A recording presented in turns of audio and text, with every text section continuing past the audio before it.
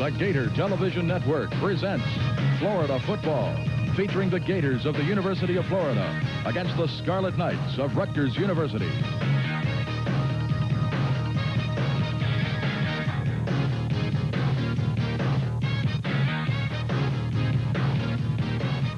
From Giant Stadium in the Meadowlands, it's the University of Florida Fighting Gators and the Scarlet Knights of Rutgers. And Florida invading the Northeast for the first time since the early 1940s. Hello, everybody. I'm Jim Gallagher with Jim Yarborough. We'll bring you all the action. Rutgers, part of that big Eastern independent group of football schools. Let's get some of your thoughts, Jim, on this group. Well, they're looking for respect. You know, Rutgers, Temple, Army, and, of course, Penn State, who's traditionally the best team in the East, are looking to increase their reputation. One way to do that is to beat a powerful Southeastern Conference team.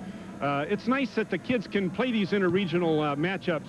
You know, Octavius Gould was the only guy that made the trip that could leave the hotel and not get lost this weekend. Most of us have never been north of Lexington. So it's great for these intersectional, interregional matchups, Jim. Well, what about today's game, an injury factor on both sides? Well, Kerwin Bell did not make the trip. Jeff Zimmerman, All-American prospect at tackle, is out with a pulled hamstring. Keith Williams is still limping in that defensive line, and Ricky Natile, we understand, has a sprained ankle.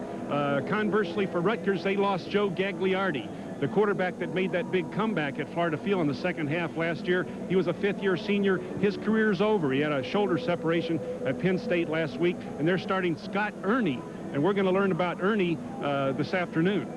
Well, Jim, you played here in the Meadowlands and Giant Stadium when you were with the Lions. Let's get some of your thoughts about the surface and the playing area. Well, it's one of the prettiest stadiums in the country. There's chairback seats for every fan. It's a fan stadium. And for these kids to come to New York and play in the Big Apple, even though we're in northernmost New Jersey, it's a tremendous experience, and it's one of the nicest stadiums in the country. So we're looking for a great ball game this afternoon. All right, we'll be back with a kickoff, but first, time out for these messages. Florida football is brought to you by Armstrong Carpets, Blue Cross and Blue Shield of Florida, the Florida Orange Growers, also by Dairy Farmers Incorporated, Florida's milk producers, by First Union Bank of Florida, your Florida and South Georgia Ford dealers, Gatorade Thirst Quencher, Likes Meats, by Merrill Lynch, Scotty's,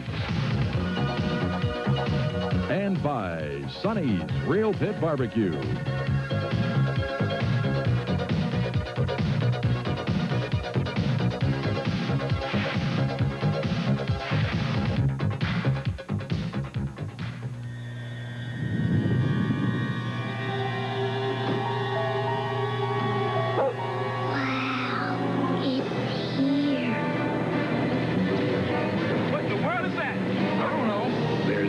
Source of power in town. Whoa! Charlie, we're out on A1A. You don't believe this. A new power in banking. First Union National Bank. Let the power be with you. Just thinking about the chicken plate from Sonny's Real Pit Barbecue makes my mouth water. I'm talking about plump, tender chicken with Sonny's great barbecue goodness cooked right through and served up with Sonny's special coleslaw, fries, and garlic bread. Oh, now that's good eating at Sonny's near you. Everybody loves to eat at Sonny's, 'cause Sonny's makes it all taste right.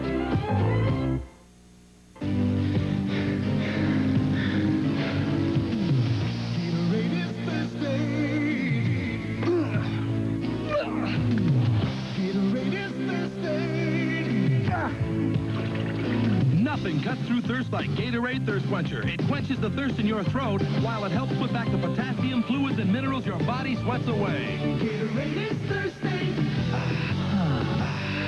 Will that deep down body thirst? A good leader has to have two essential qualities. One, you've got to be persistent. Always keep trying no matter what. And two, you've got to be able to instill that winning attitude in others. That's how the Ford dealers have stayed #1 in truck sales here for 18 years. They keep working to give you the best deals on tough Ford trucks, and they pass on that positive attitude to everyone in their dealerships. I tell you, it's great working with the leaders at your Florida and South Georgia Ford dealers. Subscribe now to Gatorbait, the sports weekly for Gator fans. Call collect 904-372-1215. Don't wait. Get Gatorbait. We're here at Giants Stadium in the Meadowlands. The University of Florida Fighting Gators ready to take on the Scarlet Knights of Rutgers. An interesting matchup. Last year, it was a tie. Florida lost the toss and will receive. Last year, the first meeting between the Knights and the Gators.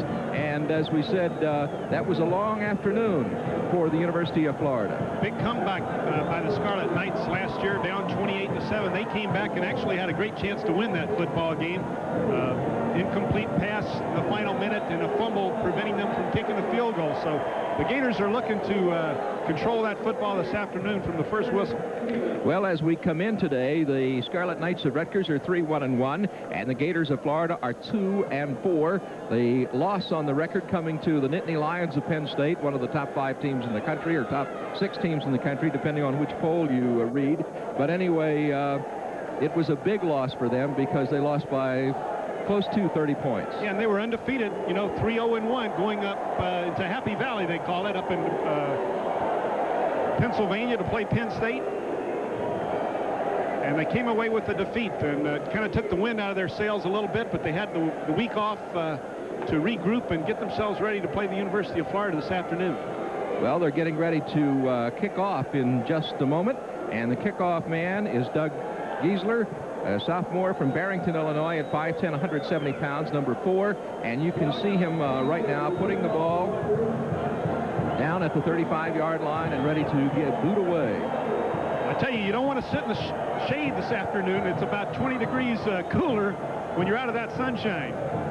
If you're out in the sunshine, it is a beautiful day. Kerry Watkins will be the deep return man. As you look at a lot of orange and blue, probably over 10,000 Florida fans are here. And talking with the president of the University of Florida, Dr. Kreiser, prior to the game, we remarked about how many Gator alums live up here in the northeastern United States. There's the kickoff. And it is going to go deep and will be taken by Watkins. And he is at the 15-yard line across the 20 and taken down at the 22-yard line. And taking him down is Tom Duffy for the Scarlet Knights. So the University of Florida Gators set up shop and they go to work. And Mr. Rodney Brewer will get to start his second game as a Gator. He was 13 of 15 for 230 yards versus Kent State last week. Octavius Gould, Anthony Williams, Ricky Natile, Eric Hodges, and Mark McGriff. And then the guys up front will be a little bit changed because it'll be Davis, Wright, McCarthy, Sims, and Williams. Jeff Zimmerman not making the trip due to an injury. And there's the first snap of the ball game. And the carry is going to go to Octavius Gould, the freshman from Browns Mills, New Jersey, as he gets to about the 24-yard line before George Bankos, 71, brings him down. There you're looking at the lineup for the Scarlet Knights across the deep people, Twomley, Morrow, Baker, and Sean Washington. Ball spotted down at the 24-yard line. It'll be second down and call it 9 for the Gators of Florida as Rodney Brewer, left-handed quarterback from Apopka High School, drops the throw and does, and it's complete to Anthony Williams coming out of the backfield. And Anthony Williams still on his feet, and he's across the 35 and almost to the 40-yard line, to the 39-yard line for the first down before he is brought down. The young man from Tampa Plant High School, brought down by Baker and Twomley.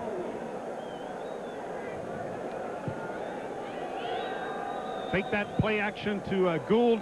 Dump the ball out in the flat to Anthony Williams, a big, powerful, strong fullback. This kid's about 6'3", 215, shows some running ability in the open field. So it's first down for the Gators as they go to work on the 39-yard line. They're still on their side of the midfield stripe. Eric Hodges, who's from Philadelphia, and the number 10 was the motion man. And the give-off was to Gould, and Gould is stacked up as the Scarlet Knights sniff that one out. Harry Swain, defensive tackle number 90, makes the hit, a big senior at 6'5", 255. And we need to look out for number 41, Tyrone Stowe, their All-American linebacker. They're very proud of the way that young man plays football for the Scarlet Knights. He is their all-time leading tackler from Passaic, New Jersey. About 10 miles from the stadium here. It is Octavius Gould, as you can see, averaging 3.4 yards per carry on 2nd down 10, and getting the call from the top of the eye. It's Gould. He's still on his feet. He's at the 40. He might bust it. He's at the 30 and inside the 30-yard line before he is finally taken down by Steve Twomley, who showed some foot speed in bringing Gould down. And, of course, a lot of Gould's family and friends are going to be here from Browns Mills in the middle of the state. Well, watch that offensive line. Jimmy Davis, Charlie Wright doing a great job. Now it's all Octavius Gould. Look at that little wrinkle right there he put on the safety. Plenty of talent in that young freshman tailback. Twomley showing some foot speed to drag him down. It is a first down situation for the Gators at the 27-yard line of Rutgers as they drive on their Scarlet Knights. The give-off goes to Anthony Williams, and the young man from Tampa goes to the 20, between the 21 and the 22-yard line before he's brought down. Tom Duffy, defensive end number 36, the first guy to make contact for Rutgers. Generally in the Southeastern Conference, and especially at Florida Field, the heat is such a factor on these running backs. In their energy level this afternoon, they're going to have plenty of gas in their tank in the fourth quarter because it's nice and cool out there. It's a great day for a running back. 2nd and 5 at the 22-yard line for the Gators as they go with the I, and the give goes to Anthony Williams. He's inside the 20 to the 19-yard line before Rutgers' Tyrone Stowe and Harry Swain combined to make the tackle. Harry, number 90, and Tyrone, number 41. Dick Anderson, career record 12-12-2. This is his 3rd year at Rutgers. He and Florida coach Galen Hall were teammates at Penn State. He was an end and Galen Hall a quarterback, and I think Anderson caught over 20 passes from Galen Hall during their years together. Dick Anderson's staff here at Rutgers, majority of his staff are Penn Staters. 3rd and 2 at the 19-yard line. The pitch is going to go to Gould, and he is hit and brought down at the 19-yard line. Stopped short of the first down by Darren Sellis, number 37. Darren Sellis did a terrific job right there. Watch the safety come up and meet Octavius Gould. He avoids the block of Anthony Williams, and the Gators looks like they're going for the 3. Well, the football came loose, but it was recovered by the University of Florida, and that brings on Jeff Dawson, a senior from Lantana. His kick is going to come from the 26-yard line, so we're talking about a 36-yard attempt. Steve Ewing, number 13, will hold, and Bird will snap. His foot is into it. It's got the distance, and it looks to be good. Let's see. It is. The score, Florida 3, Rutgers nothing. We'll be right back. Imagine yourself skimming across the water towards your favorite fishing spot, or just relaxing on Florida's lakes and offshore waters. You don't have to imagine anymore. Buck Bay Marine has a complete line of boats by Crest, Traveler, Gemini, and Troller. At affordable prices, all powered by Suzuki, the engine that's ready to work when you're ready to play. Boating is family fun, and Buck Bay Marine is a family business. Let our family put your family on the water today. The Olds momentum continues at Brazington with the 1987 models. Brazington has a super selection of the popular 98s and 88s. You can get that special feeling in a new Calais. Enjoy the most popular Olds of the year, the Fantastic Sierra. Experience the feeling of the 1987 Oldsmobile and catch the momentum at Brazington Cadillac Oldsmobile, 2001 Northwest 13th Street, Gainesville. There is a specialty in an Oldsmobile. Cobb 20 and Young number 22 for the Scarlet Knights of Rutgers, the return guys. As we get ready to kick off, John David Francis, the sophomore from Stark, Florida, will kick number 5, and he gets ready to move to the football. The Gators have just put a field goal through the uprights. Jeff Dawson's kick was good. It's a squibber, a knuckleball, and it's going to be picked up at the 11-yard line by Young. He's across the 20, and he is up to the 28-yard line for an excellent return for the Scarlet Knights.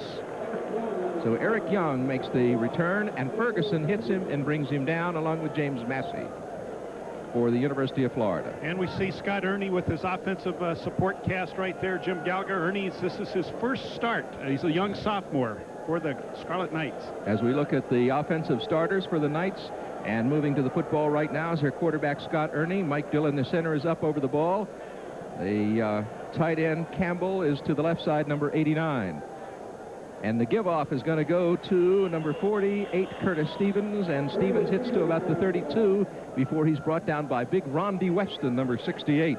Williams, Roth, and Weston for the Gators. Moten, Armstrong, White, and Charlton, the backups across the line. Mulberry, White, Oliver, and Williams, the crunch bunch, the deep backs. 2nd and 7 at the 32-yard line. The scoring drive, 8 plays, 58 yards, possession time 3:54. Jeff Dawson's boot from 36 yards away is good. Scott Ernie from Mechanicsburg, Pennsylvania is the quarterback. Throws, and it is juggled in the air by Curtis Stevens coming out of the backfield. He's bumped out on the far side by Arthur White, and he's got the completion, so that's going to advance the football. This Curtis Stevens is a fine fullback. He leads the Scarlet Knights in rushing, a little over 42 yards per game. It's unusual to see the fullback lead in rushing. Usually they give the ball to that tailback more often, but that's right. Rutgers uses that fullback. He's a good talent. They've got a split backfield behind Ernie on 3rd and 4 from the 35-yard line. They split receivers left and right. And the give is going to go to the tailback, Matt Prescott, and he rips it to the midfield stripe to get the first down for Rutgers as he gets through the Florida D. Adrian White finally brings him down, the strong safety. By the way, Jim and I will be picking our Mid-State Federal Player of the Game in the 4th quarter. Matt Prescott is the second-team tailback, actually, for the Scarlet Knights. Henry Henderson was starting at that position, but he's out with an injury, so... That was a 15-yard gain. Moves that football right to the 50-yard line. The motion man is Cobb to the top of the screen, number 20, and the give-off on the counter is going to go to Curtis Stevens, the fullback. But Florida was right there, and they just stacked him up. First guy to make contact, Jeff Roth, and then Scott Armstrong, the senior inside linebacker from Ocala Forest High School. Rutgers likes to control that football. They like to pick at you and peck at you and get the 5 yards, the 3 yards, small, short time passing game. Look to control that football. Keep it away from you. 2nd and 9 on the 49. Rutgers has moved across the 50 into Florida territory as Scott Ernie, a sophomore, drops back to throw. He's got time and unloads long, and it is incomplete. It was intended for number 22, who was deep, Eric Young, but it falls as incomplete. And Lewis Oliver was the coverage man there for the University of Florida Fighting Gators. Ernie gets plenty of time right here to look downfield, and Lewis Oliver breaks on the ball cleanly, and he's got it knocked away at the last second. Nice job, Lewis Oliver. That's what that safety's supposed to do. Play center field and then break on the ball. Well, he's an excellent athlete.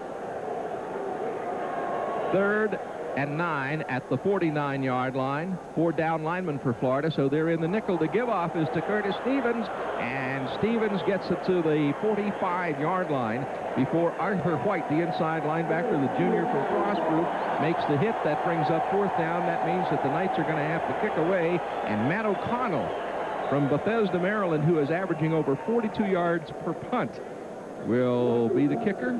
He was given the most valuable player award during the Penn State game. I think he had to kick over 10 times in that game. He's got the wind at his back right now, too. He might boom this one. He is waiting for the snap. Kerry Watkins would be deep for Florida. O'Connell boots it. Hits down and rolls into the end zone. So it'll come out to the 20-yard line. But nice foot speed there by Darren Sellis, 37, who really got down in a hurry under the ball. Yeah, he tried to dive in that end zone and knock the ball back into the playing field, but wasn't able to get there. So the Gators will have the ball on the 20. Let's see if they can put another drive on top of the first one that was so successful. Well, that was a 45-yard kick, so O'Connell has certainly been a weapon for the Scarlet Knights. 1st and 10 for the Gators at the 20-yard line as Rodney Brewer comes up behind Frank McCarthy. Massey and Anthony Williams are the running backs, and Wickman 20 in motion. The give-off is going to go to Massey. Massey turns it upfield. He's to the 25-yard line before Derek Baker, the free safety, 19, makes the hit for Rutgers. Massey, 24 attempts, 76 yards in 86, 3.2 per carry. Stacy Simmons was in on that last play for Ricky Natil, who's nursing a sore ankle, but Ricky's come back on the field right now for this play. Ricky just out of the left of your screen. I formation now as the Gators go on 2nd and 4 at the 26-yard line. And the give-off, again, is going to go to Massey, but he is stacked up. The Scarlet Knights really made a good defensive play as Doug Kokoski and the outside linebacker Alec Hope combined. Kokoski, that sounds like a tough name, doesn't it? He played tough on that one. He did. No question. That was a bit of a trap action, and they weren't going to go for it, and they stuffed the play right at the line of scrimmage. He's 6 feet 240 from Cleveland, Ohio. Massey 42. And Wickman in a double slot to the right side as Rodney Brewer, 19, looks to throw. Unloads, and he's got Wickman complete, and Wickman's to the 39-yard line. Flag on the play at the 30 as Washington and Morrow combined to bring Wickman down. Good pressure being put on there by Harry Swain. The call is going to go against Rutgers, and there's somebody down. Brett might and we'll be back with more, but first, timeout for these messages.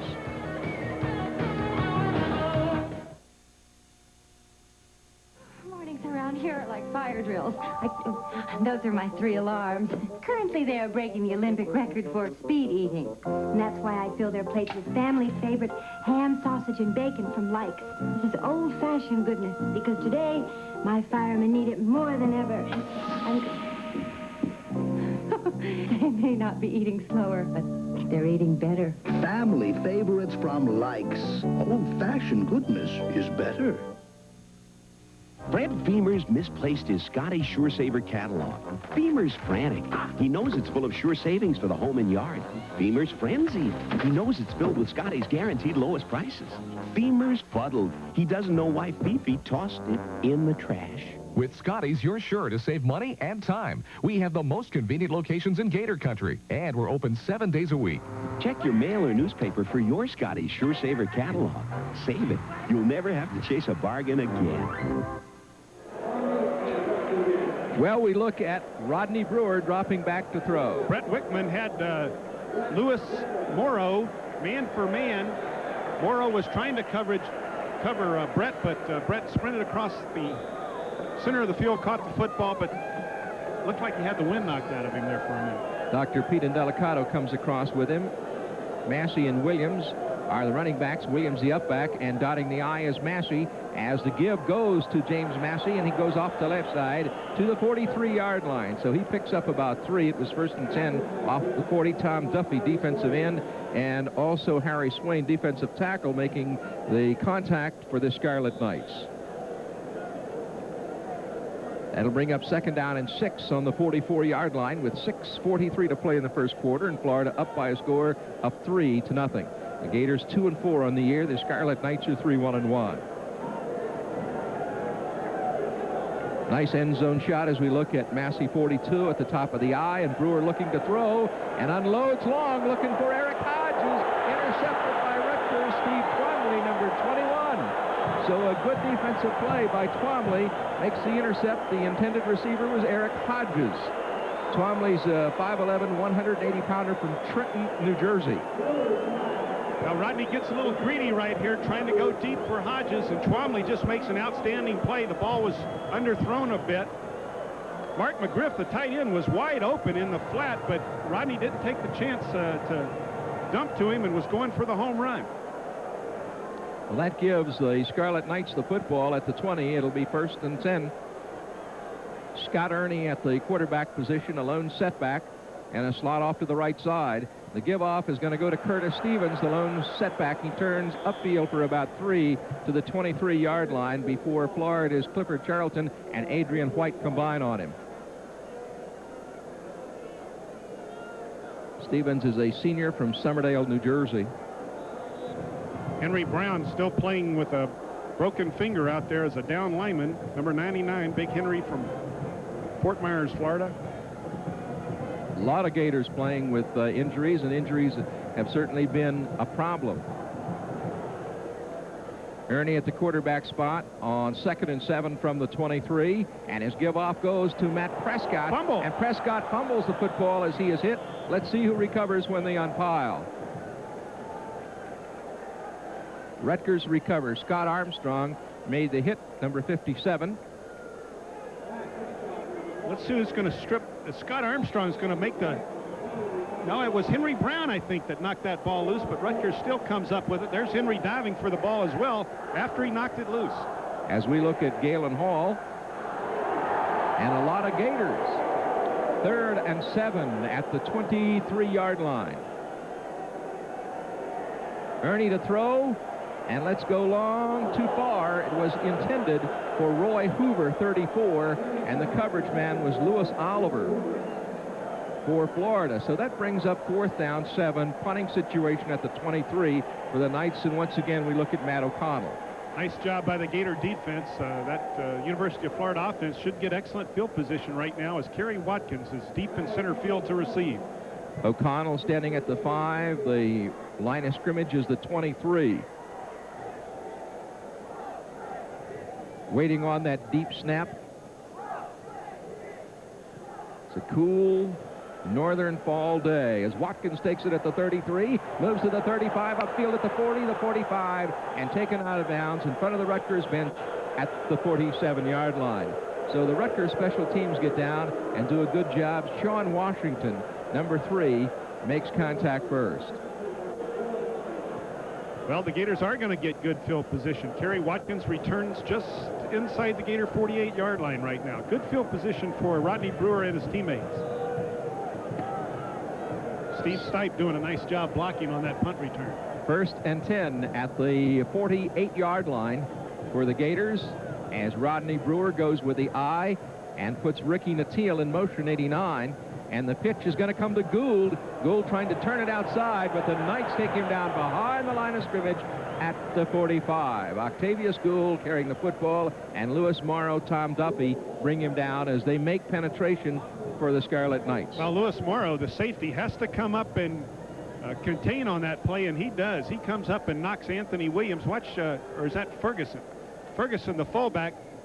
Lewis Morrow comes and does a great job taking on that fullback and destroying that play. Dan McCarris also in on the tackle. Waiting for the snap is Rodney Brewer, and Brewer's give is going to go to Octavius Gould, and he is hit and brought down again at the 46-yard line by Tom Duffy and by Tyrone Stowe. 4 minutes and 2 seconds left to play in the first quarter, and Florida is leading by a score of 3-0. There's someone down. We'll be right back. Get it going, going.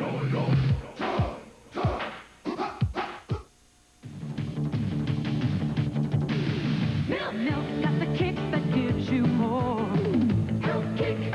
More nutrition in every pore. Health kick. I got the kick and milk is with calcium and vitamins that you so quick. So get on a health kick, let it pour. America's favorite health kick. Yeah, get on a health kick. Milk's got more. Have more milk, 'cause milk's got more. To know no boundaries, to let yourself run free. To know no boundaries is what the world should be. Wherever there are investment opportunities, Merrill Lynch is there with the help you need to make the most of them. Because at Merrill Lynch, we believe your world should know no boundaries. To know no boundaries. 3rd and 12 from the 46-yard line. Rodney Brewer of the Gators to throw. He's got Octavius Gould. He's inside the 30 and inside the 25-yard line to the 23 before he is brought down by Derek Baker. So a nice play in front of the home fans for Octavius Gould as we look at that sea of orange and blue. Well, they have Octavius in the slot, and he's just going to beat the linebackers in their drop right there. All-American Tyrone Stowe cannot keep up with him. Octavius Gould was wide open. Rodney Brewer picked him out easily. A while ago, our injured player for Rutgers was Tom Duffy, number 36, 6'4", 220-pound senior. He got up and went off under his own power. And right now, Sean Washington, number 3, is down. He's a 5'11", 190-pound junior and hails from Washington, D.C. area. Well, you hate to see these injuries, but these kids get bigger and stronger and faster, and the game becomes more violent every year. And the injury situation is just It plays a big, big part. There's no question about that. By the way, Gator basketball is back, and the team is ranked in the preseason top 20 in several publications for the first time ever. The first tip-off is next month, so order your tickets now from the Gator Ticket Office. Call toll-free in the state of Florida, 1-800-342-7851, or call 904-392-0664. First and 10 at the 23-yard line for Florida, leading 3-0 with 3:38 to play in the first period. Eric Hodges in motion as the pitch goes to Octavius Gould, turning up to the near side to the 20-yard line. So give him 3 on the carry before Matt Bachman brings him down along with Doug Kokoski. Kokoski doing a nice job pursuing right there. Came across the line of scrimmage and helped chase Octavius Gould down from the behind. Sean Washington, 3, who was injured a couple of plays ago, has checked back into the lineup.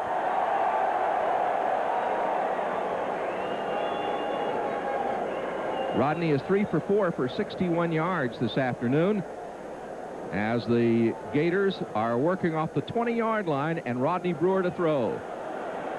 He hangs onto the football himself and gets back to the line of scrimmage. Harry Swain, number 90, brings him down. He's a defensive tackle for the Scarlet Knights from Philadelphia, Pennsylvania. Rodney had excellent protection there, but give some credit to the coverage of the Scarlet Knight defense.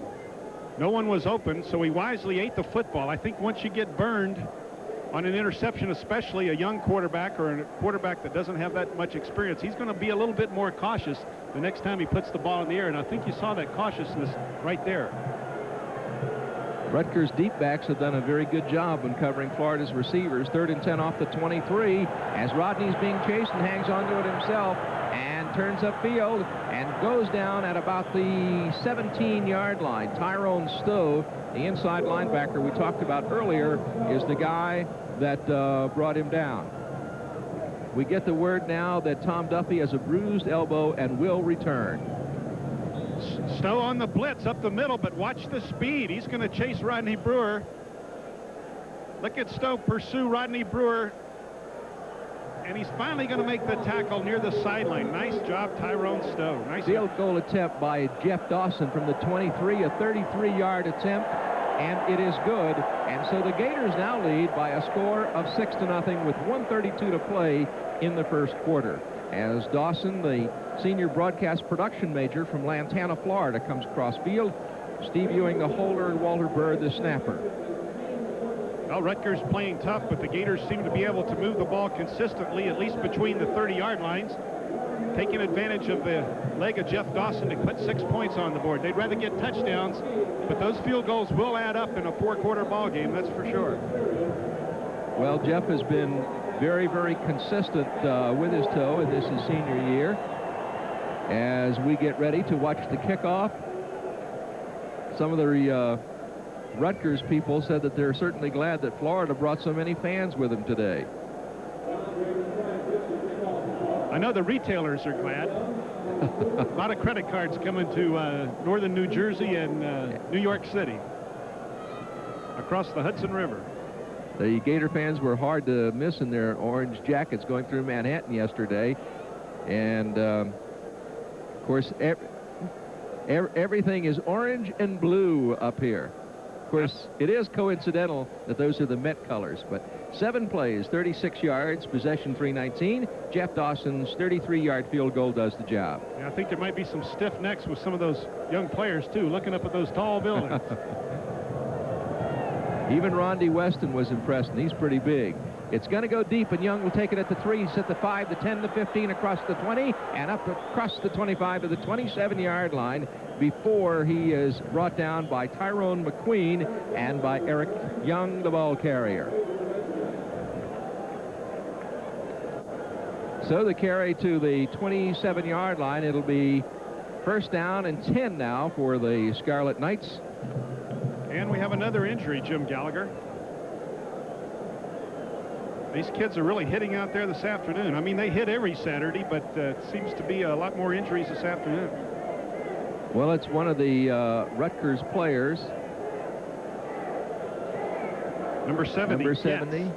Offensive guard on special teams. Lee Getz. Seems to be all right. He's also a starting offensive guard. He was in the wedge. Those guys take some vicious hits on kickoff returns. Probably got his bell rung. I think he'll probably be back. It'll be 1st and 10 at the 27-yard line. Scott Ernie to throw, and it is complete to the 32-yard line. Scott Armstrong and Arthur White make the hit on Bruce Campbell, the tight end, who caught the football. Well, use the fullback, use the tight end. We mentioned Rutgers is very patient right there. They let the the tight end just get down with the inside linebackers and sit down in an open area, turn around and catch the football, and he got about a 6-yard gain. So it'll be 2nd and 5 from the 32 for the Scarlet Knights. The Gators going with the 3-down lineman, and on the counter, Matt Prescott gets the call, and he is stacked up at the line of scrimmage, hit hard first by Jeff Roth, a big sophomore from Seminole, Florida, down in Pinellas County.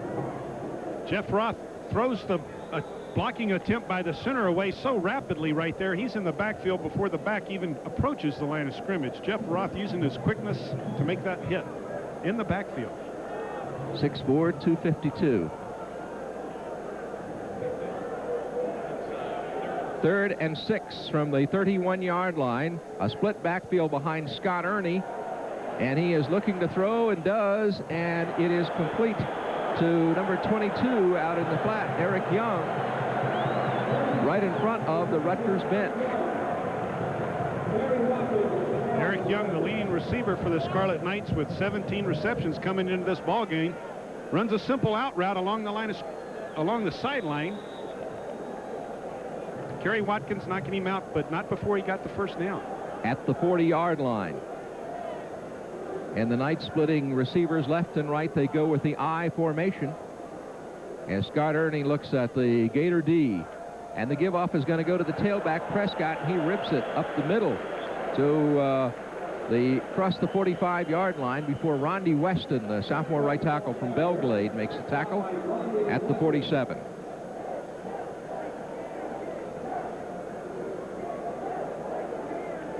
That is the end of the first quarter, and we'll be back with more. But first, let's take time out for these messages. The Rancher and Wrangler want you to get it on. That's why the Rancher has stocked up on great-fitting Wrangler jeans, Wrangler shirts, and Wrangler boots in boys, students, men's, and ladies' sizes.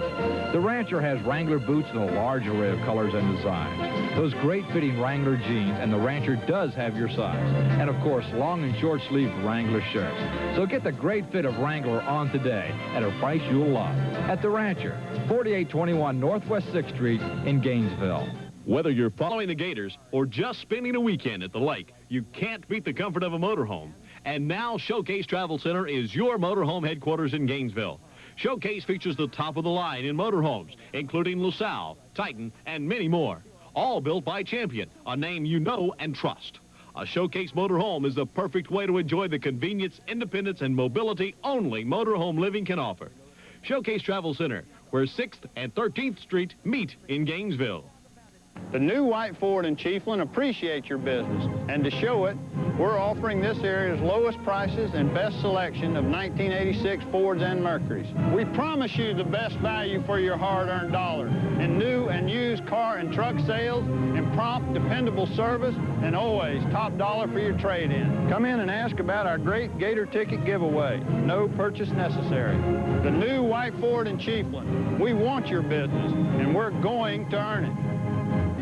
When you need immediate care, get immediate care at the Immediate Care Center, conveniently located on Newberry Road at 57th Street.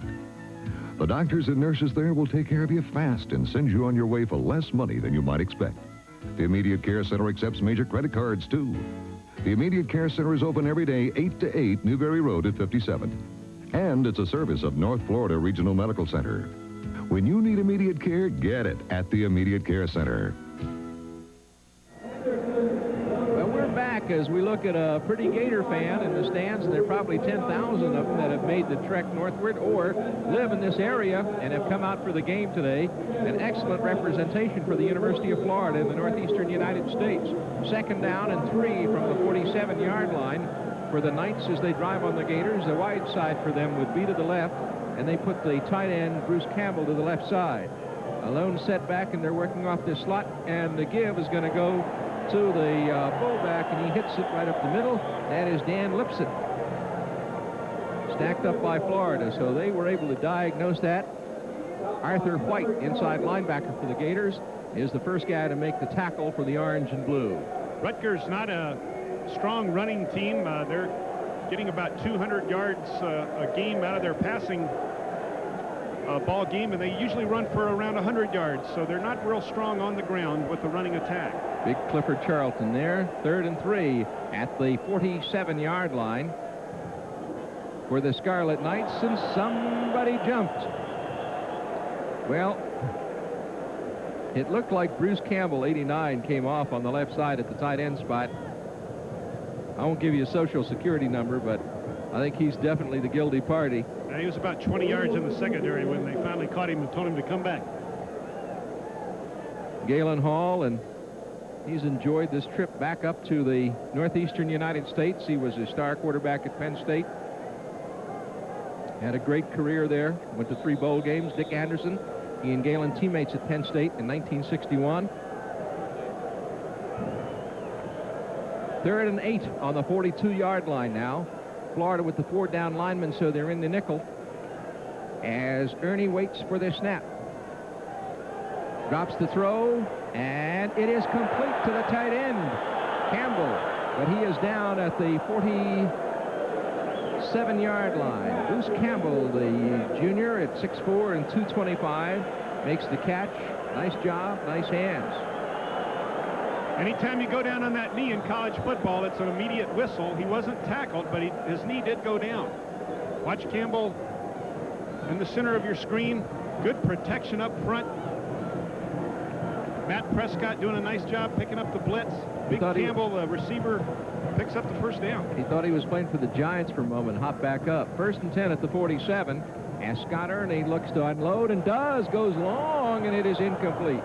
It was intended for Roy Hoover, who was running a fly off the right side, getting good coverage there from Kerry Watkins, and also not too far away was Adrian White, the strong safety. So the Gator D was right there. Well, that strong safety, or the safety, better not be too far away on those plays. That's exactly what he's supposed to do. That's his job. Help that corner back out. 2nd and 10 on the 47-yard line of Florida for the Scarlet Knights of Rutgers as they drive in the early moments of the second quarter here at Giant Stadium in the Meadowlands. With the I formation and wait for the snap is the young sophomore quarterback. His give off is going to go to Matt Prescott, who takes it to the 44-yard line but absorbs some punishment before he gets there. Pat Moore, inside linebacker, a freshman from Pensacola Escambia High School, making the tackle.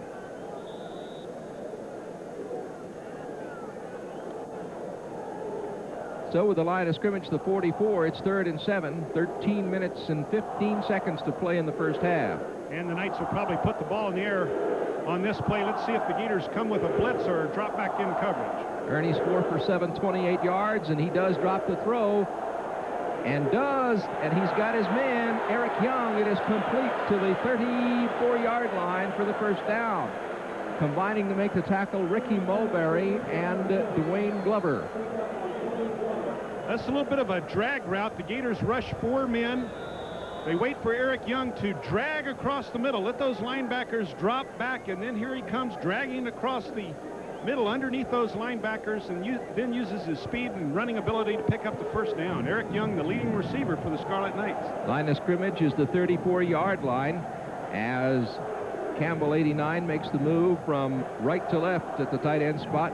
A split backfield behind Ernie, and the give-off is going to go to Dan Lipset. And Lipset gets it inside the 30-yard line before he's brought down by Henry Brown and Pat Moore. They're going to spot it down between the 27 and 20, or 28, 29-yard line. A lot of patience by Rutgers on offense. Draws, drag routes, 10-yard out routes. They don't get greedy. 2nd and 5 at the 29 on the flanker reverse. A fumble and a loose ball. Let's see who's going to come up with it. Ron Moten had a shot at it, Jim Gallagher, but it looks like he didn't pick up the fumble. Brian Cobb was the guy that dropped it on the flanker reverse, and the Scarlet Knights recover their own fumble. As you say, Moten was right there to make the play and didn't get the ball. He saw that reverse coming from the snap. He was ready to make the play, and then he saw the ball on the ground, and he went for it like a shot, but he overruns the football. Now it's up for grabs. Watch Ron Moten. He sees it, but oh my goodness, he rolls right over the top of it. So the Scarlet Knights avert disaster. It's 3rd and 11 at the 35-yard line.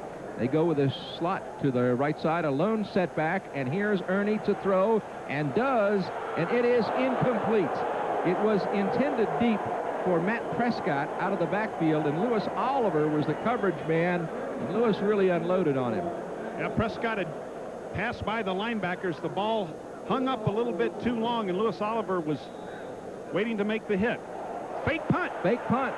And running with the football is Derek Baker, who is the holder, and he was hit and brought down by Florida. The Gators knew what they were doing. Ron Moten was right there to make the first hit, and there's a little bit of a dispute going on in the field. I'll tell you, that was an excellent play by Jerry Anderson's specialty team. Ron Moten was very alert. That whole Gator defense was alert. Rutgers trying to pull the trick run on the punting situation, but that Gator defense, or that Gator specialty team, was ready for that one. That's using your head. You use your body all afternoon, but once in a while you got to use your head as well, and they were very alert. 1st and 10 at the 34. I formation for the Gators. They're operating in their own territory. Pitch goes to Gould, and he's trying to turn it, but he is stopped as he gets to the line of scrimmage. Couldn't turn the corner there as Harry Swain moves in, the defensive tackle for the Scarlet Knights. Rutgers doing a nice job swarming on that football. Well, we were impressed with them last year. They were a well-coached football team that took advantage of opportunities down at Florida Field. It was kind of an overcast day, which was really more their kind of football weather early on, and resulted in that 28-28 tie. Rodney Brewer waiting for the snap now off the I formation with the slot off to the right side, and Brewer gives this time to Gould, who gets the call and goes to the 40-yard line. So Octavius responds with a nice carry. Matt Bachman and Tyrone Stowe, the inside linebacker. Stowe is the leading tackler of all time for the Scarlet Knights of Rutgers. Octavius, 9 carries for 41 yards already in the first half. 10 minutes and 8 seconds to play in the second quarter, and Florida leading by a score of 6-0. Slot to the right side as Rodney Brewer, the left-handed quarterback, with a lone setback. And Brewer throws, and he's got Natil, and Natil cannot hang on to the football. Remember, he is coming off an injury, and he is just being spot played today. Well, they caught Rutgers in the zone defense, and Ricky was going to split the zone with that post route, and he was hit right in the numbers, but did not come up with a catch. Rodney Brewer, excellent pass right there. Natil was just not able to come up with a football. 4th and 4 is the situation. The ball is at the 40. It means punting. Jamie McAndrew, 30 punts, averaging a little over 40 yards per boot, will kick. He's the son of former Mets pitcher Jim McAndrew. And he gets it off nicely. It bobbles a little bit. It's going to be taken by Cobb, and he is drilled as he touches the ball, and there's a flag on the play. Stacy Simmons, number 28, was the guy that hit him for the University of Florida. Well, I think they might flag Stacy Simmons for getting in the receiving zone of the receiver before he had a chance to catch the football. Let's see where the ball comes down right there. Stacy makes a great hit. There was no signal for the fair catch. But I think they're flagging him for getting there too early, but it looked like he timed his hit perfectly. It was against Florida, and it moves the football to the 29-yard line now for Rutgers. They're in their own territory. They have it 1st and 10, so they've got good field position. The Gators leading 6-0 with 9:42 to play in the first half. Scott Ernie looking at the Gator D. Gators going with 3 down linemen. Now 4. And the give-off is going to go to Prescott, and Prescott rips it to the 39-yard line before he is hit and brought down. Flag on the play back at the 30. Lewis Oliver makes the tackle.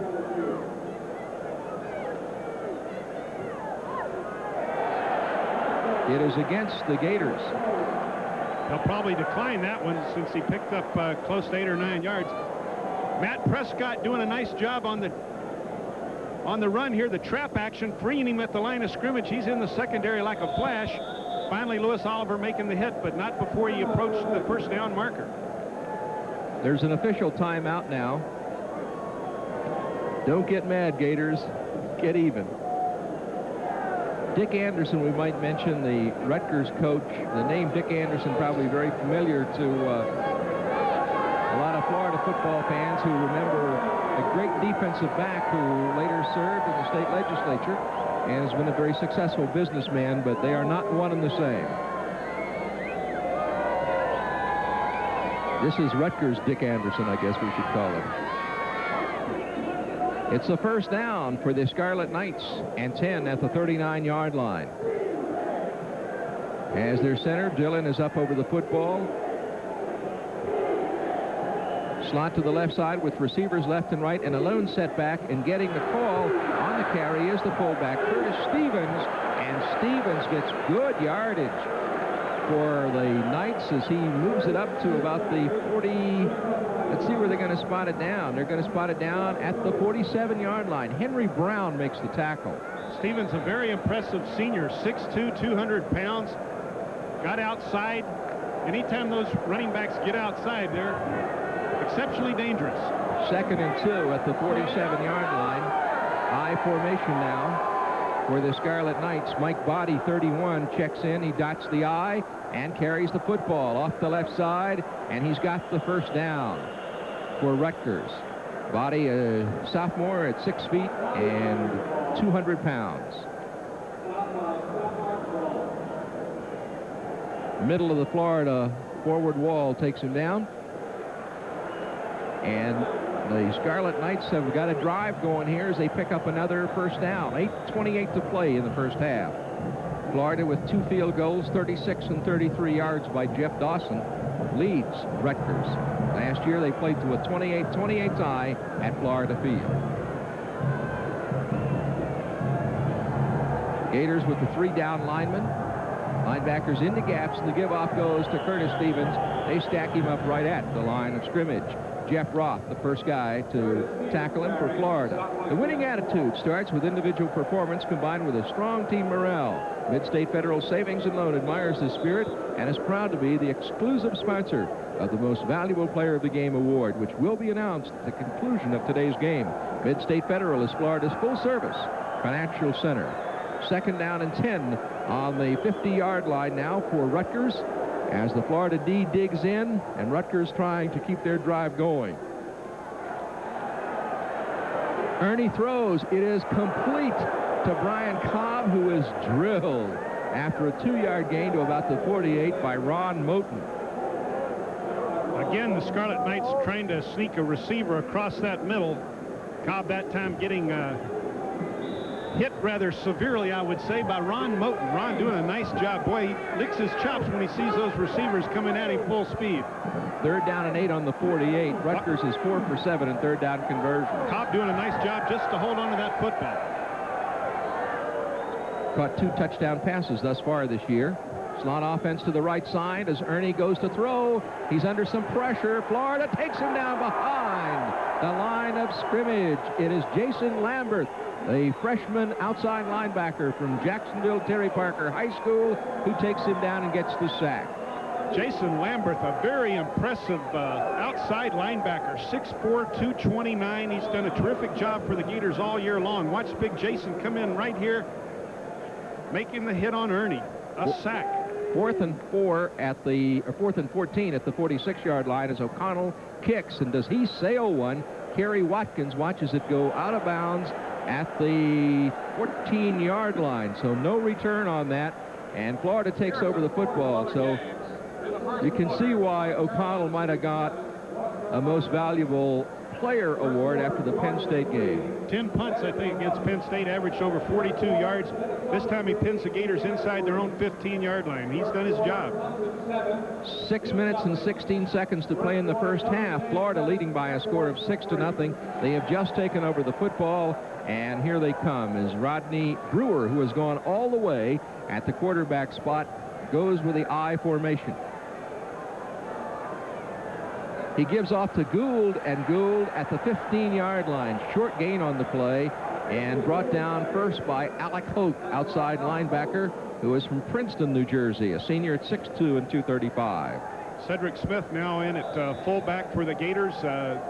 Rutgers seems to be doing a nice job controlling that line of scrimmage. They seem to be getting more confidence here late in the second quarter.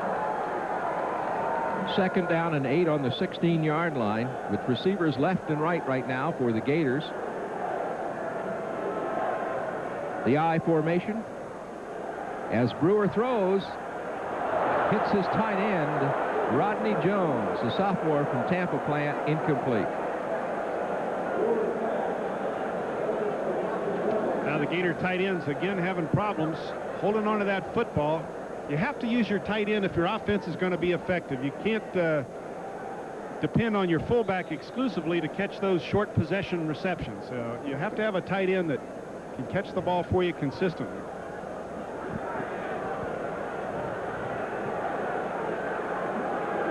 Three for 6 with 2 drop balls this afternoon, so Rodney playing well. 3rd and 8 at the 16-yard line. They give off to Octavius Gould, and he is hit at the 15. Tyrone Stowe makes the tackle on Octavius Gould. Now we're seeing the All-American caliber of Tyrone Stowe, number 41, shutting down that draw.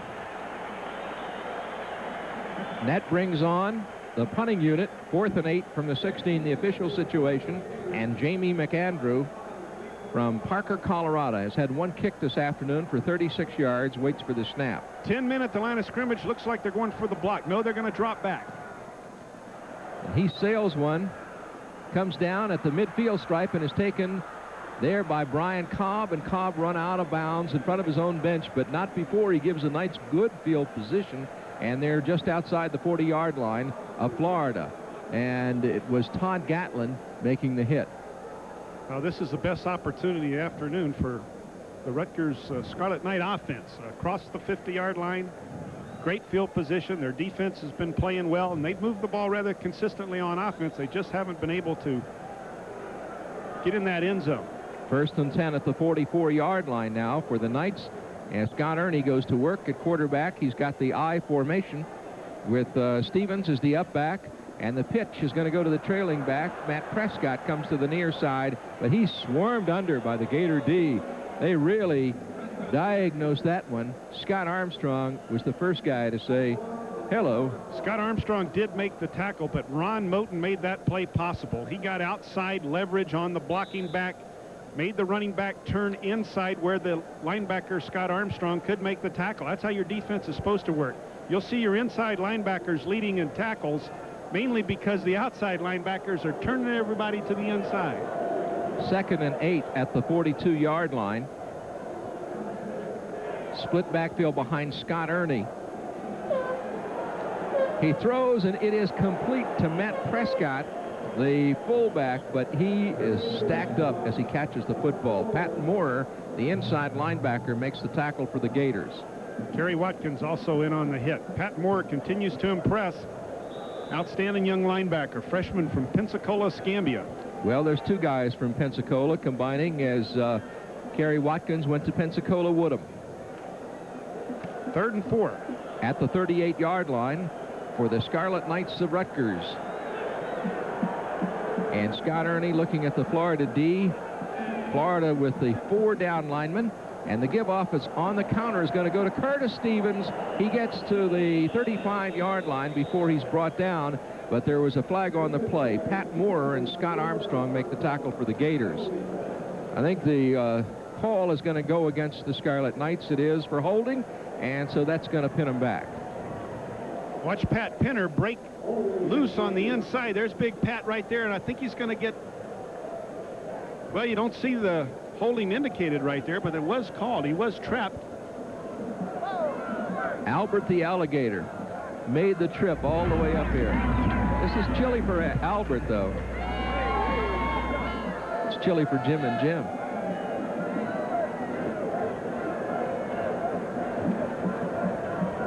Galen Hall grew up in this kind of weather. He's on the sidelines in shirt sleeves. He's tough, isn't he? Yep, sure is. Third down, 14 on the 48-yard line for the Knights, as their center Dillon is up over the football, and they go with a slot offense to the right side. Scott Erning with the lone back Stevens behind him, looking to throw, and he is brought down behind the line of scrimmage. Loose ball on the field, and they say that Rutgers recovers. Clifford Charlton, the outside linebacker, was the guy that really wreaked the havoc there. And so they recover, but that brings up fourth down. Clifford Charlton on the bottom of your screen, just working on the offensive tackle, gets that leverage and speed.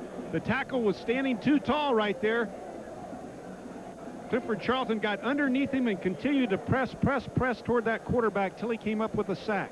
4th and 21 at the 43. O'Connell is the punter, and he gets it off. There was a flag on the play, and the ball is going to roll down across the 20 and down and right at the 11-yard line, which really pins him down. But there's a flag on the play, and we'll be back with more. But first, timeout for these messages. Before you draw a conclusion about health care insurance, remember this card and its instant recognition anywhere in America. Remember that no one works harder to provide local, reliable service statewide. Remember the wide choice of health care programs, quality programs at affordable costs. Finding answers to health care costs is what we've done for over 40 years, longer than anyone else. When you remember that, there's only one conclusion to draw: Blue Cross and Blue Shield of Florida. Gator fans, are you tired of searching through your sports section for scraps of information about your team? I'm David Sturt, publisher of Gator Bait, Florida's only sports weekly devoted to Gator coverage. It's all here: game recaps, player features, and extensive recruiting reports. 38 big issues for just $30. Subscribe now, and I'll send you a free copy of the Florida Football Yearbook. Call me collect at 904-372-1215 to order your subscription. Don't wait. Get Gator Bait. Well, Loden fair catches the football at the 32-yard line to give Florida very good field position. The reason we had to come back and kick over was there was a penalty, a 5-yarder, which went against Rutgers. And so here's the replay of the kick by Matt O'Connell, and then Loden stands and waits for the football, number 30, and fair catches it wisely, and that gives Florida great field position. Anthony Williams and James Massey, the running backs, in for Florida. They're going, though, with the lone setback. And throwing out into the flat to Eric Hodges is Rodney Brewer, and Hodges bumped out in front of the Gator bench. And taking him out for the Scarlet Knights was Darren Sellis. 2 minutes and 16 seconds to play in the second quarter, and the Gators are leading by a score of 6-0 by virtue of 2 field goals. Eric Hodges runs a little bit of a flare route from his slot position there. They're hoping that the linebackers will drop off from that line of scrimmage far enough to give him some running room, but he's only able to pick up about 2 yards right there. So it's 2nd down, 8 on the 34 as Hodges goes in motion, and again Brewer looks to throw and goes long. He's going deep for Simmons, who was deep downfield, but it goes as incomplete. Twomley and Baker were the deep backs covering for Rutgers. Stacy Simmons with a lot of speed, trying to split the gap between the cornerback and the safety right there. Ricky Natile is being spot played because he has been injured, so it is an effort for him to be there. Courageous young man. 3rd and 8 at the 34-yard line as Frazier 1 splits to the left. Double slot would be to the right side with a lone setback. And Rodney Brewer, being chased, rolls out of the pocket, looks downfield, comes crossfield, and is going to hang on to the football and gets to the 42-yard line before Tyrone Stowe makes the tackle. Stowe's an excellent player. He is very, very active as the pro scouts like to say. Jamie McAndrew, 2 punts for a 33-yard average this afternoon. 4th and 3 at the 38. A minute 42 to play first half. As McAndrew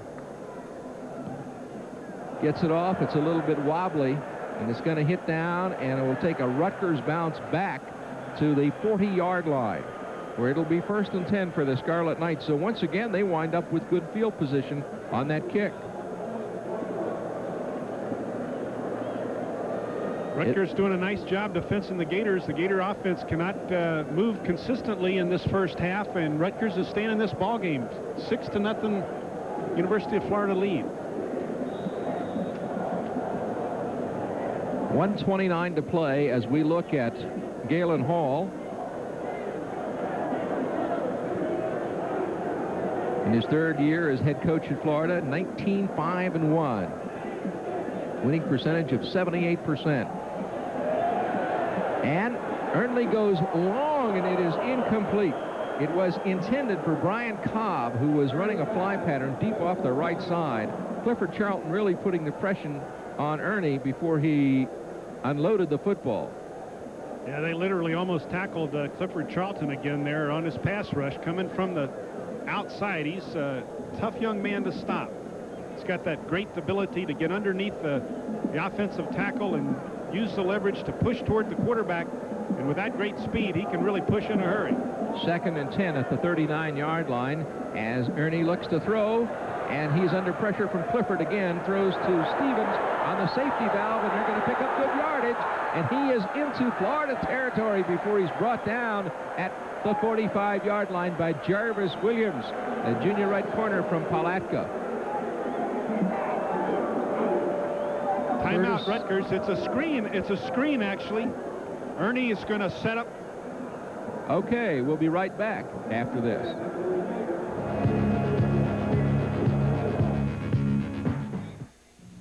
Stock up on Valvoline All-Climate Motor Oil, now featured at your nearby Pick and Save.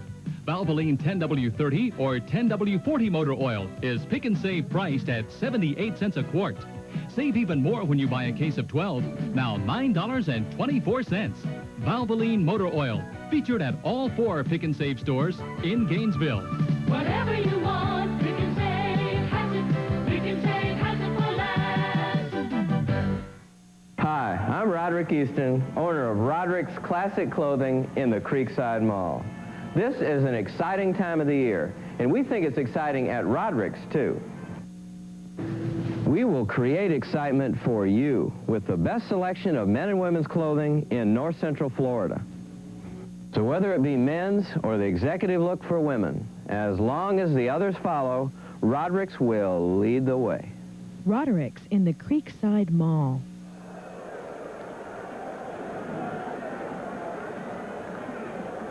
First and 10 off the 44-yard line for Rutgers. Scott Ernie, the quarterback, and he is going to throw under some pressure. Let's go. It is complete along the sideline.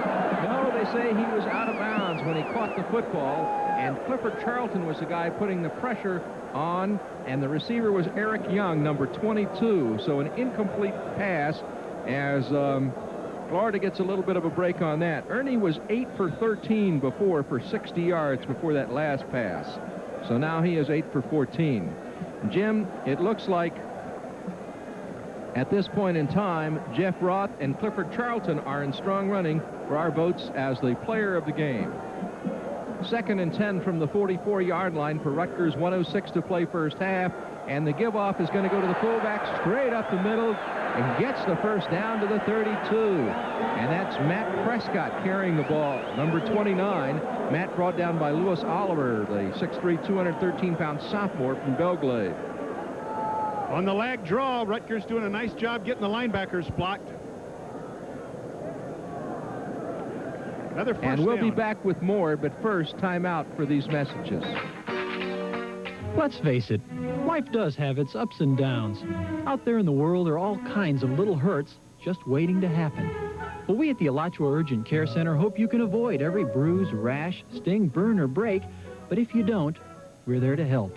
The Alachua Urgent Care Center is especially designed to treat life's minor injuries. You don't need an appointment when bad luck strikes. We're ready with experienced physicians to get you back on your feet. We can't help you avoid life's little hurts, but we can help them stop hurting. With rising energy costs, homeowners are seeking alternative energy sources. Gainesville Gas can help with clean, economical, efficient natural gas. And to prove it, we'll pay you up to $450 when you change out your oil or electric central heat and your electric hot water heater. Yes, you can conserve energy, and your future monthly energy savings will soon pay for your initial investment. Call Gainesville Gas at 372-6391 for a free estimate to see if you qualify. And join the energy conservation team today. First and 10 from the 31-yard line. Scott Ernie, the quarterback for Rutgers, throws, and it is incomplete. Out in the flat, it was intended for Eric Young, who was out there. Ron Moten, senior outside linebacker, doing a great job defensively for Florida, had dropped off on the play and was right there with him. So that brings up second down 10, 54 seconds to play in the first half. Florida leading Rutgers by a score of 6-0 here at the Meadowlands. Ron Moten playing an excellent ball game on defense for the Gators. First downs, Rutgers leading 8-4. Scott Ernie, their quarterback, being chased now again by Rondi Weston, and let's go, and it is complete to the 28-yard line to Curtis Stevens, number 48, and Jeff Roth makes the tackle. Third and 8, one timeout remaining. 35 seconds to play in the first half. Ernie to throw, and does, and it is intercepted by Florida. The Gators have intercepted. Arthur White, number 43, makes the interception, and Florida gets the football. Now those inside linebackers have to get depth on their pass drop, and Arthur White did an excellent job right there. Ernie, who's done a nice job all afternoon with the passing game, this time tries to go into an area where there's 2 or 3 Gators, and Arthur White comes up with the interception. Looks like Lewis Oliver was in the coverage there as well. First and 10 at the 22-yard line for the Gators with 28 seconds to play in the first half. Inside linebacker Arthur White from Frostproof. The give-off is going to go to the up-back Anthony Williams, the ball carrier, and Doug Kokoski makes the hit. 18-17. Looks like the Gators might be content here just to run the clock out and take that 6-0 lead in at halftime. Well, the football is moved to the 27-yard line, and the seconds are ticking away, and they're coming out very, very slowly, so that looks like the philosophy, and that is the end of the first half of play.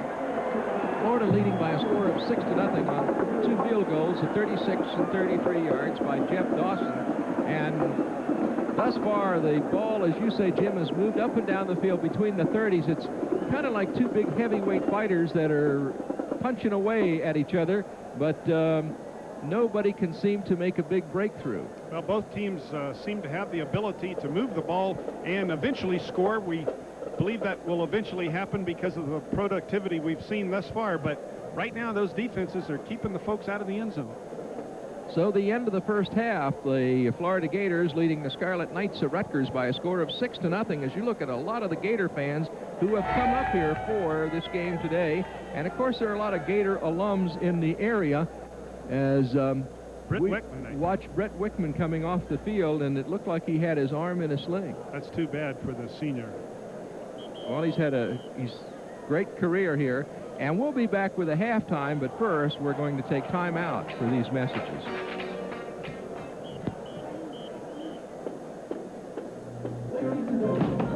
Mornings around here are like fire drills.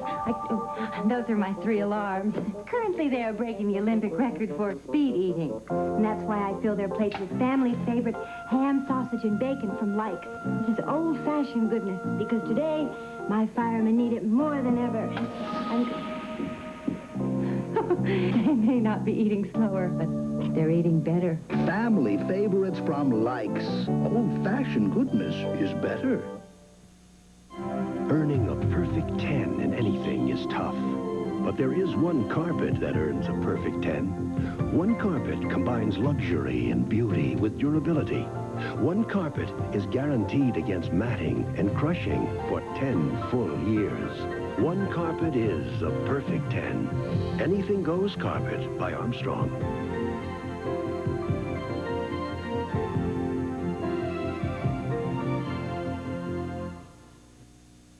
Turn on the juice, let it flow.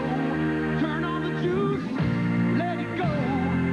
Orange juice for your body, turn it on to keep fit. Turn it on all you want, it's got a taste that won't quit. Turn it on, turn on the juice, turn on the juice. America's turning on to 100% pure orange juice, which carries Florida's seal of approval. That means juice packed to standards even higher than the federal government. Turn it on, turn on the juice. Look for the seal. National Car Rental, the official car rental of the Florida Gators. With just one phone call to 1-800-CAR-RENT, you may reserve a car at National Car Rental at 3,000 locations in over 116 countries and territories around the world. Florida football on the Gator Television Network. We'll be back after these messages. To know no boundaries, to let yourself run free. To know no boundaries is what the world should be. Wherever there are investment opportunities, Merrill Lynch is there with the help you need to make the most of them. Because at Merrill Lynch, we believe your world should know no boundaries. To know no boundaries.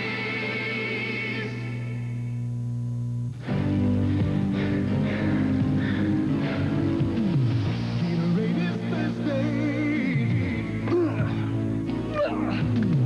Gatorade is thirsty.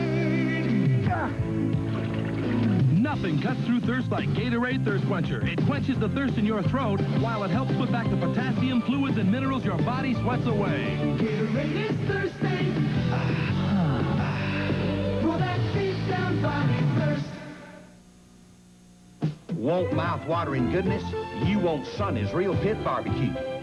Everything at Sonny's has that great barbecue taste cooked right through, especially the ribs. Sonny's slow cooks tender, juicy ribs to mouth-watering perfection and serves them up with coleslaw, fries, and garlic bread. It's the rib plate. Oh, now that's good eating. Everybody loves to eat at Sonny's, 'cause Sonny's makes it all taste right.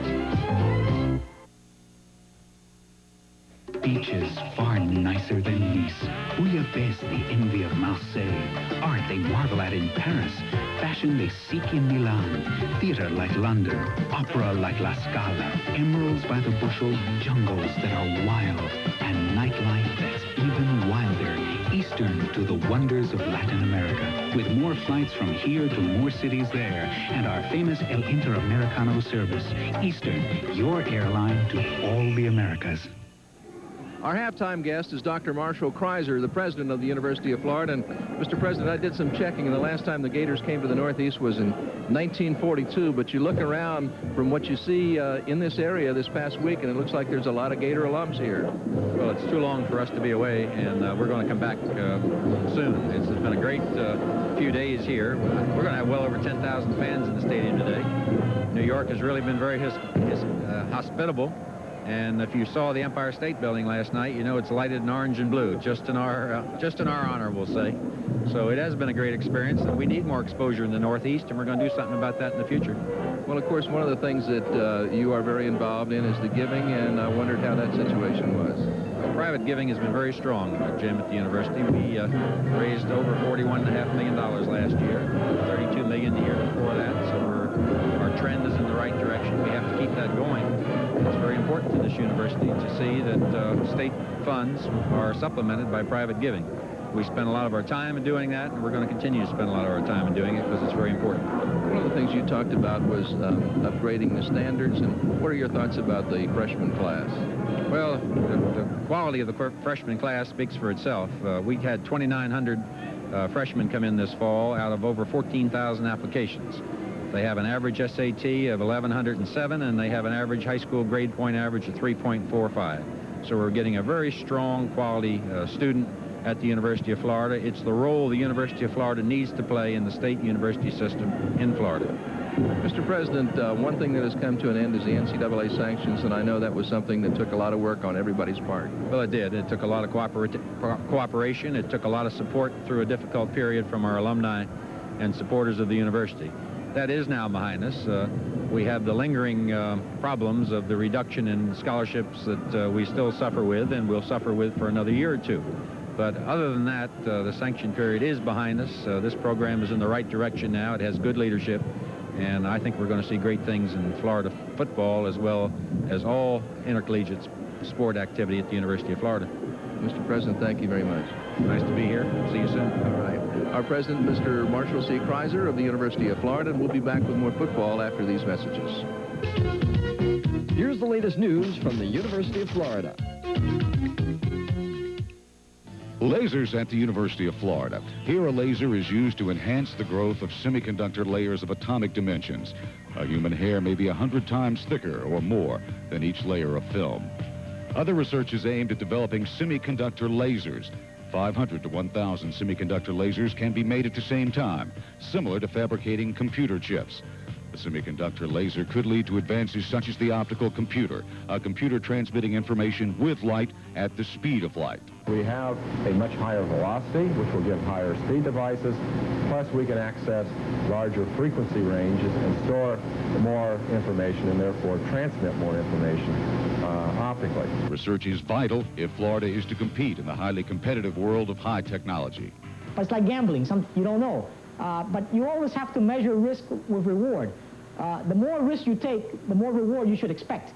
But if we don't take any risk, we're never going to have any rewards. It's all part of the Microfabritech program at the University of Florida. The University of Florida, serving the state and the nation.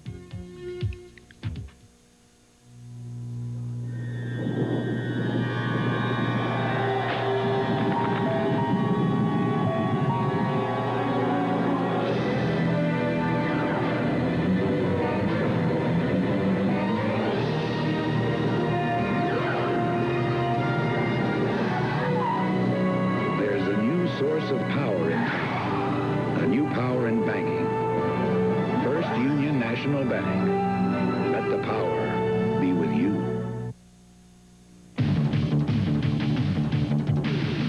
Milk's got the kick that gives you more. Health kick. More nutrition in every pore. Health kick. I got the kick and milk is here. Break out the yum and vitamins that you're so quick. So get on a health kick, let it pour. America's favorite health kick. Yeah, get on a health kick. Milk's got more. Have more milk, 'cause milk's got more. Do you know where that water has been? The chemicals, minerals, additives, and who knows what your tap water contains? If you did, it might be hard to swallow. That's why RainSoft's home water treatment system purifies water right at the tap, so you can drink healthfully ever after. For a free water test, call Walt Fountain today. We remove hardness, iron, sulfur, chlorine, and any contamination, and RainSoft has a lifetime guarantee. Comfort's coming. Train announces a revolution in comfort. The XL 1200 Weathertron heat pump. It comes with up to 50% greater seasonal energy efficiency ratios, the industry's first 10-year warranty, and a specially trained serviceman who knows it well. The XL 1200 Weathertron heat pump. Comfort's coming from Train. Train air conditioning. 50 million people take comfort in it. Call Matthews Systems at 376-5221. It's halftime at the Meadowlands, and the Florida Gators are leading the Scarlet Knights of Rutgers by a score of 6-0 as we get ready to begin the second half of play. It's been a first half that's been, I think, probably frustrating for both teams, Jim Yarbrough. Not a lot of production in terms of points and not a whole lot of consistency on offense, but I think you have to credit the defenses to that as you see some of the stats. The Gators 63 yards passing, Rutgers with 62 yards passing, a little over 120 yards total offense for Rutgers, a little over 130 yards, 136 yards actually total for the University of Florida right now. Both teams looking for some offense. We got the word that Brett Wickman is out, possibly for the entire season. Yeah, that's a shame. Brett, the fifth-year senior, doing an excellent job when he gets an opportunity to catch that football, and looks like he is out for the year. This telecast of Gator football is being seen by fans all over the state of Florida and the United States. No matter where you are, we'd like to hear from you. Send us a card or a letter with a self-addressed stamped envelope, and we'll send you a Gator bumper sticker and a Gator keychain.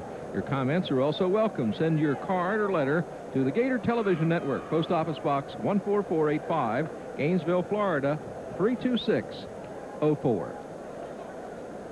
Now, we believe Brett Wickman has a broken arm, Jim, and that's a pretty serious injury. It looks like his career at the University of Florida might be over. As we start the third quarter, again, that first series of the second half, very critical to both teams, and Rutgers will have the football. You know, they're looking for offense. They might want to establish something right now. So a lot of pressure on the Gator defense to shut Rutgers down early. And also Rutgers, conversely, wants to get in that end zone and take the lead. John David Francis will be kicking. A lot of Gator fans have made the trip to the Meadowlands, and of course, as we mentioned earlier and at the halftime, there are a lot of Gator alums that live and work in this northeastern area and have come down for the game today.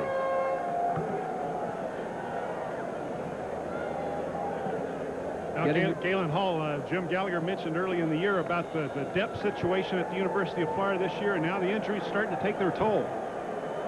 Kicking off is John David Francis. It's going to go to Eric Young. He takes it at the goal. He's at the 5, the 10, the 15-yard line, and steps out of bounds here along the near sideline at the 19-yard line. So it'll be 1st and 10 for the Scarlet Knights as their quarterback, Scott Ernie, goes to work, a sophomore from Mechanicsburg, Pennsylvania. Been very impressive this afternoon for a young man. 9 of 17 for 62 yards, 1 interception. He came in because of an injury situation, as did Rodney Brewer. Well, impressive when you consider it's really his first start as a college ball player. He played some in the second half against Penn State, but the game was already out of control 2 weeks ago. But this is his first shot at the big time, so to speak. He's shown a lot of poise. They go now with a split backfield behind him. Off the 19-yard line, and the give-off goes to Matt Prescott on the counter, and he goes to the 20. So if he picked up a yard, it was a tough one because Scott Armstrong and Pat Moore really handed out some punishment. Oh, my goodness. Scott Armstrong's now on the turf. Don't tell me we have another injury. We're just into the third quarter, and Florida's leading 6-0. We'll be right back. But first, these messages. Football season is here, and the new white-boarded Chiefland has that Gator spirit, plus a great selection of 86 Fords and Mercuries at the right price. Come see what you're missing in tough Ford trucks, the luxury of Cougar and Thunderbird, the new phenomenal Aerostar, and test drive a Taurus. See why it's Motor Trend's Car of the Year. And don't forget about our great Gator ticket giveaway. No purchase necessary. We've got the spirit of the new white-boarded Chiefland in service, sales, and super selection. We want your business. We're going to earn it. 2nd and 8 on the 21. Rolling is Ernie. He throws. It is incomplete. It was intended for Matt Prescott, the fullback, but goes as incomplete on a play action. Todd Gatlin is now in at the linebacker spot for Scott Armstrong, and Scott is being talked to by trainer Chris Patrick and the chief physician, Dr. Pete Indelicato, for the University of Florida, and the way that he's walking around and so forth, I can expect to see him back very shortly. Yeah, looks like a bruised shoulder. Todd Gatlin doing a nice job as a substitute. Big Todd from Fort Walton, Choctawhatchee High School. 3rd and 8 at the 21-yard line as Ernie looks at the Florida D. Ernie's got the time to throw, rolls out, and under some pressure throws, intercepted by the University of Florida by Adrian White. And White comes out of bounds along the near sideline as Eric Young, 22, brings him out. Keith Williams and Clifford Charlton putting that pressure on, making Ernie unload the football, and we have got a scramble on the field as the coaches are out there getting the players off. Now, that's not going to do anybody any good. You got to save your energy and use it when the ball is in play. You can get plenty of times in the second half to get your hits in. Right now, both teams losing their poise a little bit on the interception. Scott Ernie just gave that ball up, showing a bit of his inexperience right there, and Adrian White just literally had the ball flutter right down in his chest. It looks like Adrian White was actually the receiver. There's a couple of flags down on the play. Let's take a look at that one again. All right, Ernie has some time now. He's going to get some pressure from Clifford Charlton. There's Keith Williams putting pressure on Scott Ernie, and he just throws the ball right away to Adrian White. Adrian's standing there all by himself. big turnover, tremendous field position for that Gator offense. Now Rodney Brewer and his teammates have to take control at that line of scrimmage and get the ball in the end zone. Adrian is a senior from Orange Park High School in Orange Park, Florida, near Jacksonville. The Florida Gators with possession of the football. They are at the 24-yard line. It is 1st and 10.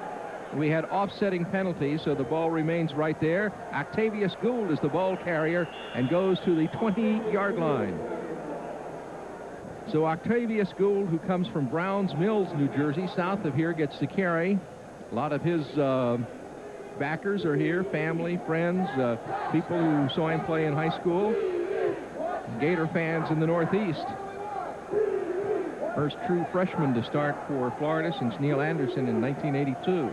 2nd down and 6 on the 20-yard line as Octavius gets 4 yards, and Octavius gets to carry again. And he is inside the 20 to the 17-yard line. Harry Swain and Tyrone Stowe for Rutgers make the stop. 13 minutes and 33 seconds to play in the 3rd quarter. Florida with a 6-0 lead. Gould 13 carries for 52 yards this afternoon. I formation, Ricky Natil has checked in and splits to the left. Rodney Brewer throws, and it is incomplete. It was Alec Hoke was the guy that put the pressure on. It was intended for Anthony Williams, the fullback, but goes as incomplete. Hoke, the outside linebacker, on the blitz right now, getting to Brewer, and Brewer had no one to dump the football off to. Nice job by that Rutgers defense. 4th and 4 as we look at Jeff Dawson.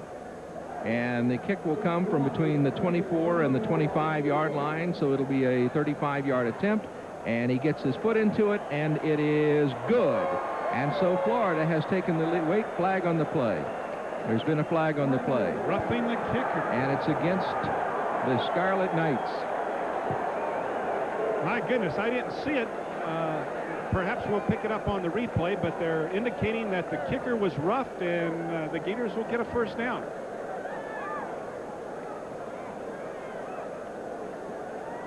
The Gators will refuse, I believe, but they might give the 3 points up, and should be a 1st down for the Florida offense. Yeah, they're going to get the 1st down right now. It is roughing the kicker. It's against Rutgers. And it was declined, and they are going to take the 3 points. And so the score now is Florida 9 and the Scarlet Knights of Rutgers nothing. 13 minutes and 9 seconds to play in the 3rd quarter, and we'll be right back. The St. Jude Children's Hospital's annual Wheels for Life Bike-a-thon will be held on Saturday, October 25th from 10 a.m. until 1 p.m. The event starts at Westside Pool. Registration is at the Gainesville Recreation and Parks Department. That's in the Thomas Center or at any recreation center. All proceeds will benefit the thousands of ill children who are treated at the St. Jude Children's Hospital. For more information, call 374-2120. So we're back waiting for the kickoff, and the penalty was assessed on the kickoff, so that means Florida will kick off from the 40-yard line. Florida gets the points. It was not an automatic 1st down. Yeah, Cobb and Young are deep. I was getting confused with a professional rule where you rough the kicker and you can pick up the 1st down. Evidently in college it's strictly a dead ball foul. Right, and so it's not a 1st down, so they take the points and they get the 5 yards in the kickoff, and John David Francis will kick it off from the 40-yard line as he kicks it way, way deep. And going down to one knee in the end zone, Eric Young. Brian Cobb, number 20, was there along with him. So that means that the football is going to come out to the 20, and it'll be 1st and 10 for the Scarlet Knights of Rutgers. As we look at Scott Ernie, Jeff Dawson's 35-yard field goal, 3 plays, 7 yards, possession time 1 minute and 12 seconds. Puts Florida on the board once again, and they're up 9-0.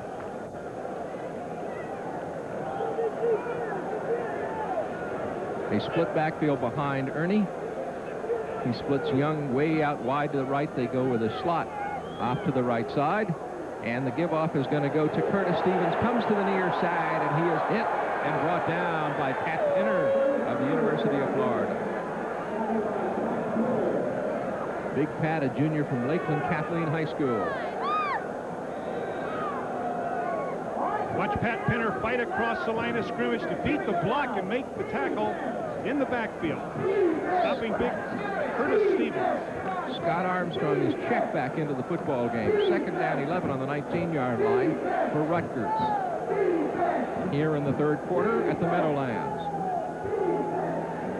Scott Ernie to throw. It is complete to Matt Prescott, the tailback. And Prescott is drilled right in front of the Florida bench after a short gain on the play. Kerry Watkins, freshman out of Pensacola, makes the hit. And there's a penalty going against the Scarlet Knights, which the indication is that it's for a hold or personal foul. Scott Armstrong accepting the penalty right there. Nice to see Scott back on the field after evidently he had a pinch in his shoulder, a bruised shoulder, but he's back out there playing here in the 3rd quarter. Ben lies back to the 9-yard line. It was for holding, half the distance to the goal. Late in the 4th quarter, Jim and I will pick the Mid-State Federal Player of the Game. At the end of the season, the scholarship will be awarded to the university in honor of the Mid-State Federal Player of the Game. 2nd down 20 on the 10-yard line. As Ernie looks at Florida's defense, Gators trying to put that pressure on. The give off goes to Matt Prescott, and Prescott trying to turn it outside. Doesn't get very far, maybe to the 13-yard line before Moten and Armstrong tackle him for Florida. The Scarlet Knights of Rutgers open with a win over Boston College 11-9. They tied Kentucky 16-all, beat Cincinnati 48-28, beat Syracuse 16-10, and were beaten by Penn State 31-6. Florida beat Kent State last week 52-9. 2nd win of the season. The first one came August 30th against Georgia Southern, 38-14. Ernie's looking and throws, and it is complete to the 38-yard line to Matt Prescott, and he caught that ball in a crowd of Gators. Adrian White jumps over Prescott, trying to go for the interception, taking the gamble right here instead of knocking it down. Watch Adrian White. He's trying to go for the ball, but in doing so, he allowed Prescott to catch the football. So it's 1st and 10 on the 39. Florida leading by a score of 9-0, 11:20 to play 3rd quarter. That was the longest completion of the day, Jim Gallagher, 24 yards. Ernie again has the time, goes long, almost intercepted by Kerry Watkins, intended for Roy Hoover, the split end on the right side. Hoover there playing like he was the defensive back and Adrian White was the wide receiver. That's what you have to do in those situations. You can't let that defensive back simply catch the football, so you knock it away from him. We look at the Florida coaching staff. 2nd and 10 at the 39.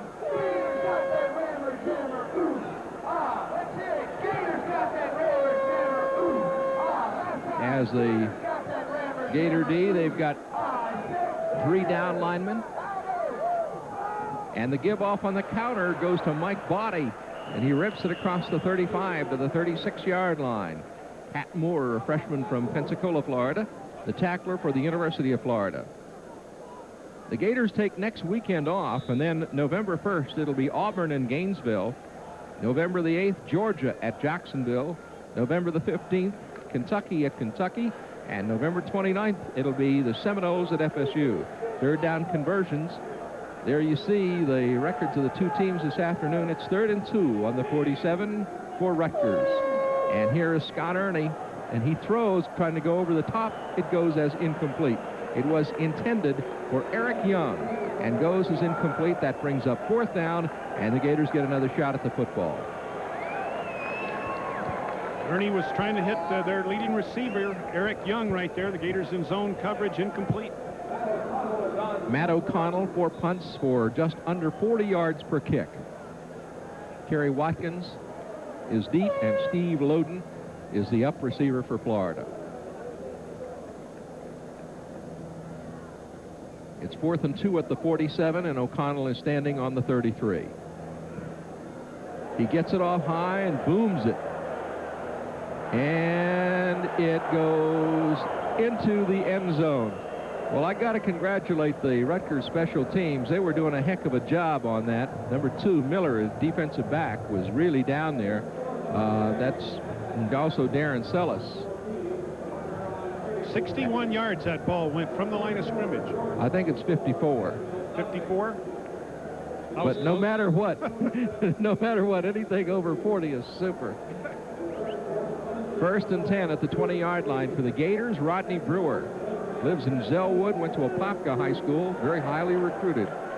Also an excellent baseball player. Rodney throws. He's got Ricky Natillo, and Ricky makes a completion, drops the football, and fumbles the football, and they're blowing the ball dead at the 31-yard line, and Rutgers gets the football. So the Scarlet Knights get a break right now.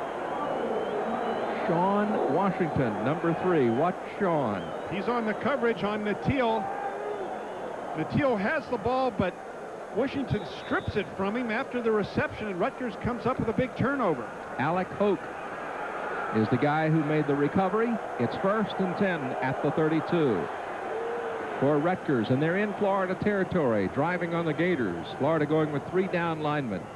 And here is the pitch, and the pitch is going to 29, Matt Prescott, and Prescott is swarmed under by the Gator D at the 34-yard line.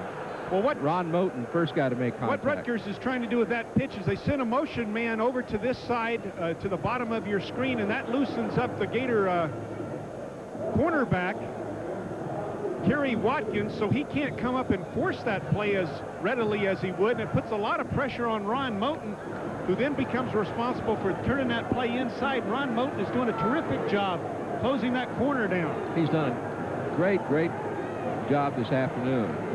Ernie passes. It is incomplete. Intended for the tight end, Greg Alvord, but falls is incomplete.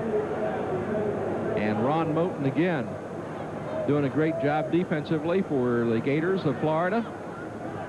He's had a great football game as we look also at big Ron D. Weston. Florida's had 4 first downs, Rutgers 9.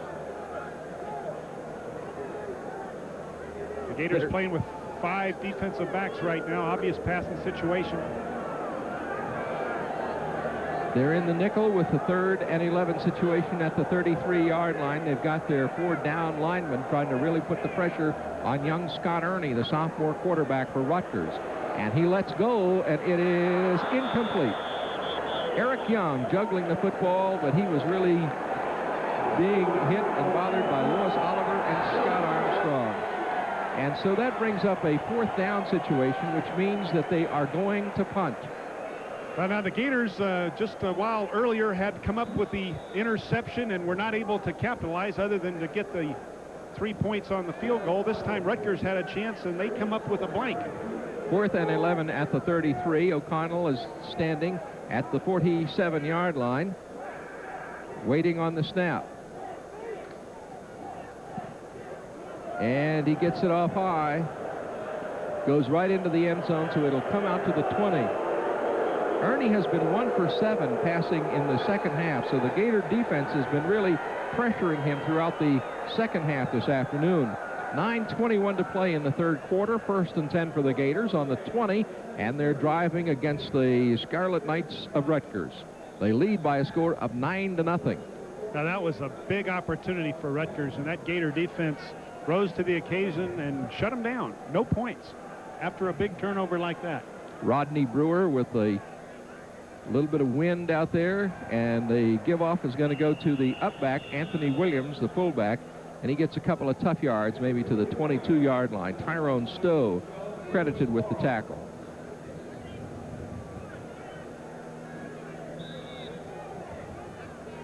Ed Frazier and Stacy Simmons in at the wide receiver positions now for the University of Florida as Rodney Brewer talks to his troops, and he splits Simmons far to the left, puts Frazier in the slot to the left side, and they go with an I.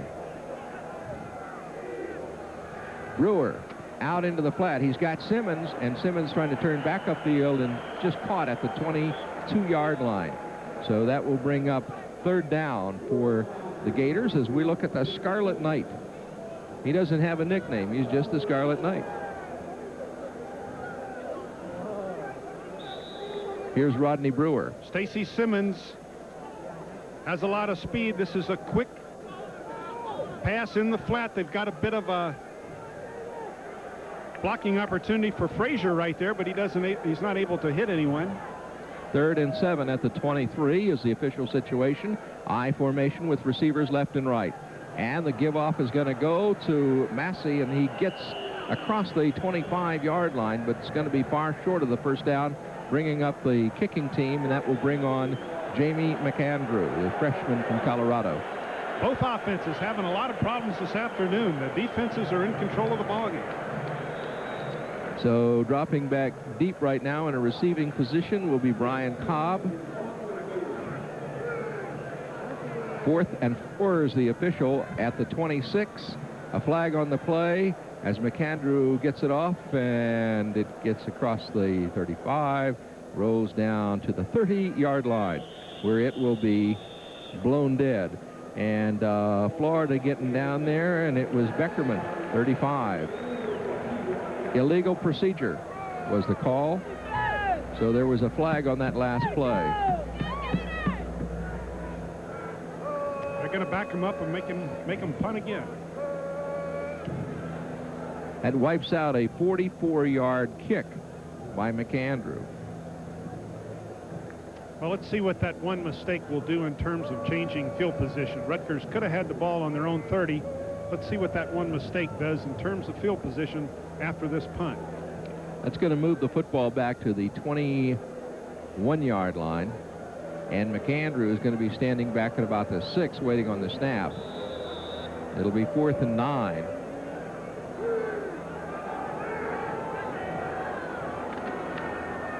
And McAndrew gets it away, sails high, and out of bounds in front of the University of Florida bench.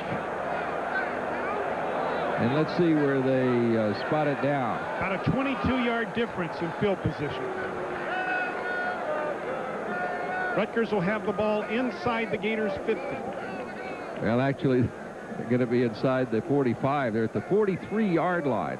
So Rutgers gets excellent field position with a score 9-0 and Florida leading. Penalties for Rutgers this afternoon, 5 for 34, and for the Gators, 2 for 10. Split backfield behind Ernie, and he drops the throw for the Scarlet Knights on first down. Throws out into the flats. Almost picked off by the University of Florida's number 2, Adrian White, but there were flags on the field. And it looks like the call is going to go against the Scarlet Knights. Well, they were trying to throw the screen out to the left side, but some of the offensive linemen were caught holding on the play. Adrian White had a tremendous shot at that football. He'd still be running. He could have run right out the end of the end zone. He'll be thinking about that one for a few weeks.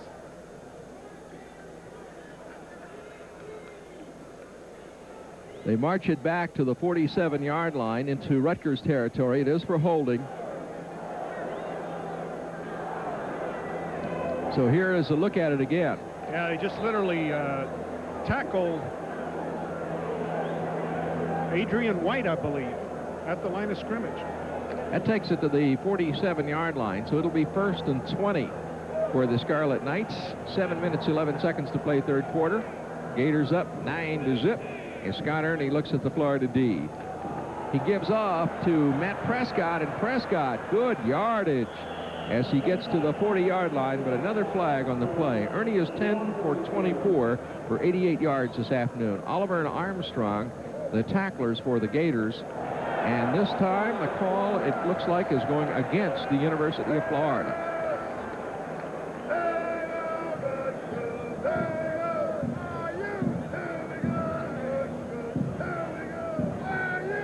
Offsides against Florida declined, and field position will put the football at the 39-yard line of the Gators. The Scarlet Knights in possession. It'll be 2nd down and 6. 7 minutes to go in the third quarter. They're trailing 9-0. Florida trying to sit on the lead. They're leading by the 3 field goals from the toe of Jeff Dawson.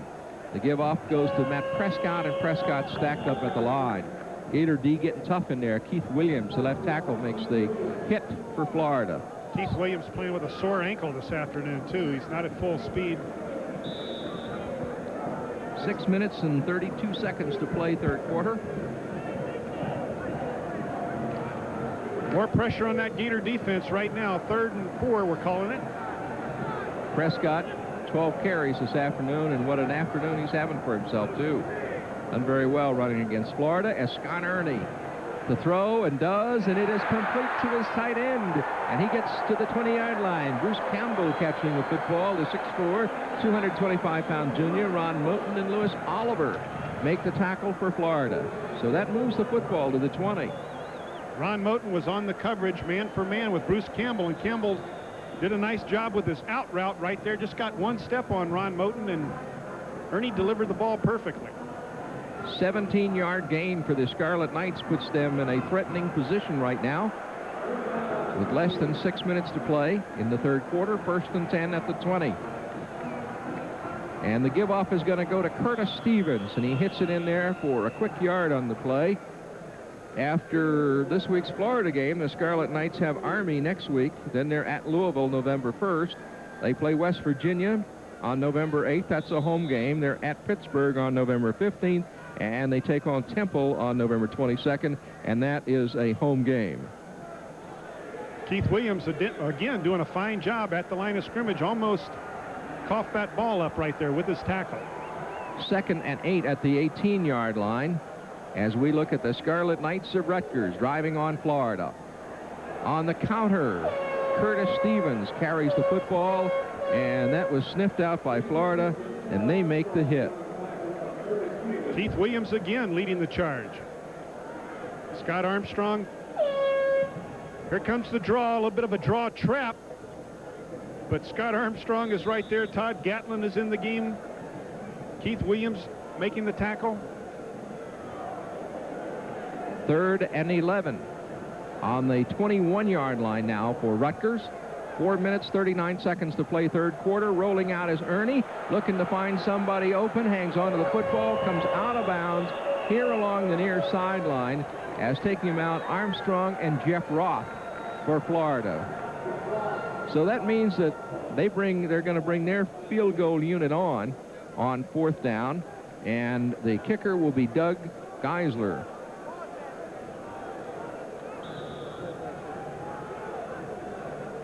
It will come from about the 28-yard line. On 4th and 12 from the 22, the kick will come from the 28-yard line, and O'Connell will be the holder. Waiting for the snap. His foot is into it, and it is good. And so the score is now Florida 9, and the Scarlet Knights 3. We'll be right back. The 2nd annual TV20 City of Gainesville Holiday Parade will be broadcast live Saturday, December 6th at 10 a.m., and we need participants. The parade will begin at the O'Connell Center and proceed down University Avenue to Main Street. This year's theme is Holiday Magic for Children Around the World. Any marching band, business, organization, or persons interested in being part of this year's holiday parade should call Gail Hatch at 374-2197. Deadline for entries is November 18th at 5 p.m., so call today. There's something new at Chili's, and I love it. I love my baby back ribs. They're new at Chili's. Now I wouldn't fib. You get a big serving, a full luscious rack. New baby back ribs at Chili's. We smoke them, charbroil them in our own sauce, and you're gonna love them right down to the bone. I love my baby back ribs. Oh yeah.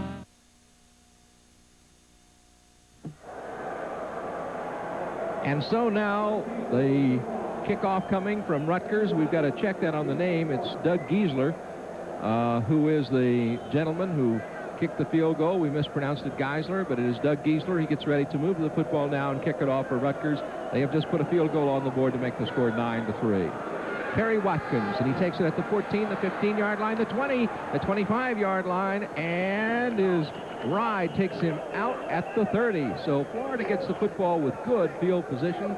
Sean Washington took him out for Rutgers. The Gators now trying to get something going offensively. 4 minutes, 24 seconds to play in the third quarter. At scoring drive, 7 plays, 21 yards, possession time 2:47. Doug Giesler's 38-yard field goal did the job. Gators still searching for some offensive fireworks right here as we're winding down in the third quarter.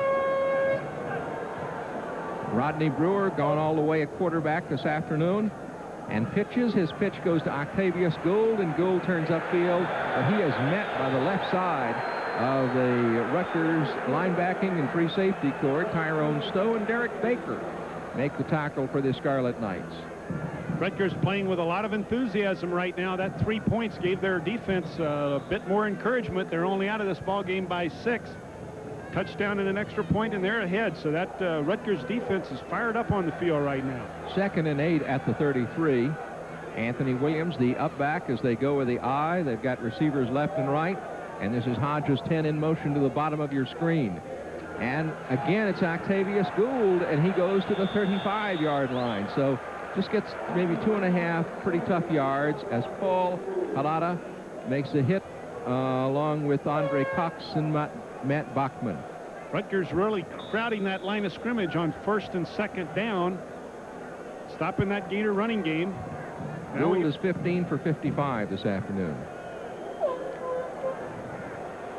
Ricky Nattiel is checked in. It's 3rd down and 5 at the 35-yard line. I formation for the Gators. Rodney Brewer to throw, unloads, and it is complete to Nattiel at the 48-yard line. Ricky Nattiel, the rocket, catching the football. Sean Washington makes the tackle. Well, Ricky Nattiel's speed enables him to get down the field and cut across that middle. Right now, Rodney Brewer has plenty of protection up front. Nattiel comes slanting across. The Gators penetrating inside Rutgers territory. They picked up 17 yards, but Nattiel limped off the field. 1st and 10 at the 47-yard line. Frazier split to the bottom of your screen, number 1. Rodney Brewer hands off to Octavius Gould, who makes a lot of yardage on his own to the 41-yard line. Harry Swain and Tyrone Stowe combined for Rutgers defense. 2 minutes and 30 seconds to play in the third quarter. Florida up 9-3. Let's take a look at Gould. Big blocks up front. Bob Sims, David Williams, number 73, the outstanding young offensive tackle, doing a nice job up front. On 2nd down 5 off the 42, Rodney Brewer hands off to Octavius Gould, and Gould is inside the 40 to the 38-yard line, but not enough for the first down. Charlie Wright, number 60, the offensive guard, doing a nice job leading that play. Bachman and Duffy combined for the stop for the Scarlet Knights. It's going to be very close. Looks like we're going to have a measurement. It's a very critical series for the University of Florida, with Rutgers coming back and getting on the board. The Gators are up 9-3. The Rutgers defense came out supercharged up on this particular series, but now the Gators had that nice completion to Ricky Nattiel, and they're moving the ball effectively. Inches is all it's going to take for Florida on this 3rd down situation. Less than a yard with the ball at, they call it the 37. It's between the 37 and the 38-yard line. 1:55 to play in the third period. Florida 2-4 on the year. Losses coming to Miami, number 1, Alabama, number 2 in the nation, Mississippi State in the top 20, and LSU, another ranked team. Here, once again, is Rodney Brewer on 3rd down, short yardage, straight up the middle, and let's see if he's got it. Well, I think he got it, but he sure was hit. The Gators signal he's got it, and Scarlet Knights signal he has it. I always like the way that the defensive backs make the call already. It seems like they got good penetration at the point of attack right there, but he sure was kissed on the lips by one of the linebackers. Rodney Brewer doing a nice job this afternoon, under consideration for our Mid-State Federal Player of the Game, as is Adrian White, Lewis Oliver, Ron Moten, Clifford Charlton on that Gator defense. It is a first down for the Gators, so they sustain their drive at the 37-yard line of Rutgers with 1:45 to play in the third period. Very important to make something happen with this drive right here. Rutgers did have the momentum there for a while. Here in the third quarter, the Gators have a chance to get it back. Gators have a great following that are here for the game in the orange and blue. Rodney Brewer rolling on play action. Throws a quick one. It is incomplete. It was knocked down. Tom Duffy was putting the pressure on, but George Banco, 71, is the guy that got a big paw on it and took it down. 6'4", 265-pound sophomore. This is very similar to the play that Rodney had intercepted last year when Rutgers defensive lineman intercepted a screen pass like this. Banco's there almost coming up with a grab. He doesn't see many balls coming at him, you know. No. 2nd and 10 at the 37-yard line as Rodney Brewer takes the football, hands to Octavius Gould, who goes to the 36. Tom Duffy makes the stop. Short yardage play for Octavius Gould. Duffy looks like he was hurt on the play there, too. He might have hurt his wrist or his arm. He went out earlier in the game and then came back in. We'll be back with more, but first, time out for these messages. The St. Jude Children's Hospital's annual Wheels for Life Bike-a-thon will be held on Saturday, October 25th from 10 a.m. until 1 p.m. The event starts at Westside Pool. Registration is at the Gainesville Recreation and Parks Department. That's in the Thomas Center or at any recreation center. All proceeds will benefit the thousands of ill children who are treated at the St. Jude Children's Hospital. For more information, call 374-2120. Third down 9 at the 36 for the Gators of Florida, leading 9-3. 44 seconds left to play, third quarter. Rodney Brewer, number 19, rolls out. He's being chased, going long, going for the end zone. He's got Ricky Nattil. Ricky Nattil open in the end zone, catches the football as Rodney Brewer throws a strike to put the Gators with a touchdown on the board. Rutgers, Jim, comes with an all-out blitz. Sean Washington is man for man on Ricky Nattil. Rodney Brewer had the ability to escape that blitz, roll out, bought himself a little more time, and Sean Washington actually fell down, enabling Nattil to get behind him for the touchdown catch. The Gators have called a timeout. They're going to go for 2. They have waved the kicking team off the field, so they're going for 2. 34 seconds left to play in the third quarter. All right, here we come with the all-out blitz. Look at Tyrone Stowe getting picked up by Anthony Williams right there. Brewer buys a little more time by rolling out. By this time, Nattil has escaped Sean Washington, who actually fell down. Nattil backs into the end zone for the 6. So the Gators have a touchdown. They lead now 15-3. That was an excellent job by the young backs picking up the blitz. Big offensive lineman shutting down the defensive lineman on their pass rush. Rodney Brewer had a chance to take 2 or 3 steps to the outside because he knew Nattil was man for man with Sean Washington. And then when Washington fell down, it was a fantastic opportunity for the Gators to come up with a big 6. So now the Gators are going to go for 2. They've got Octavius Gould and Anthony Williams in the backfield. 89 as you look at these happy Florida fans. Slot offense would be to the left side and a split backfield behind Rodney Brewer as they go for 2. And Brewer looks, throws for the end zone.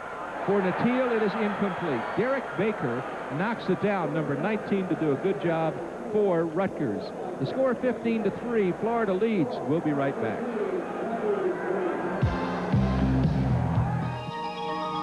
What fans are here today? Again, Jim Gallagher, a big series in terms of momentum. Rutgers had gotten back into this ball game. They'd never been out of it, actually, but it was 9-3, and the Gator offense was able to come back, put some points on the board. Happiness for Albert is a touchdown. 15-3 the score as John David Francis boots off deep And it'll be taken by Rutgers and run out across the 20, the 25, and up to the 28-yard line is Eric Young from New Brunswick, New Jersey. Very close to where we are right now. As Young brings it up, Bill Lang makes the hit, number 24 for Florida. 1st and 10. With 29 seconds to play in the third period. Here are the Scarlet Knights. As we look at Scott Ernie, the quarterback for the Knights, rolls out, throws, it is incomplete. Intended for Curtis Stevens on a little flare out to the left side, but falls as incomplete. Pat Moore and Adrian White, the guys with a good D for the University of Florida. 9 plays, 69 yards, possession 355. Ricky Natil's 36-yard pass from Rodney Brewer gives it the touchdown. 2-point conversion was no good.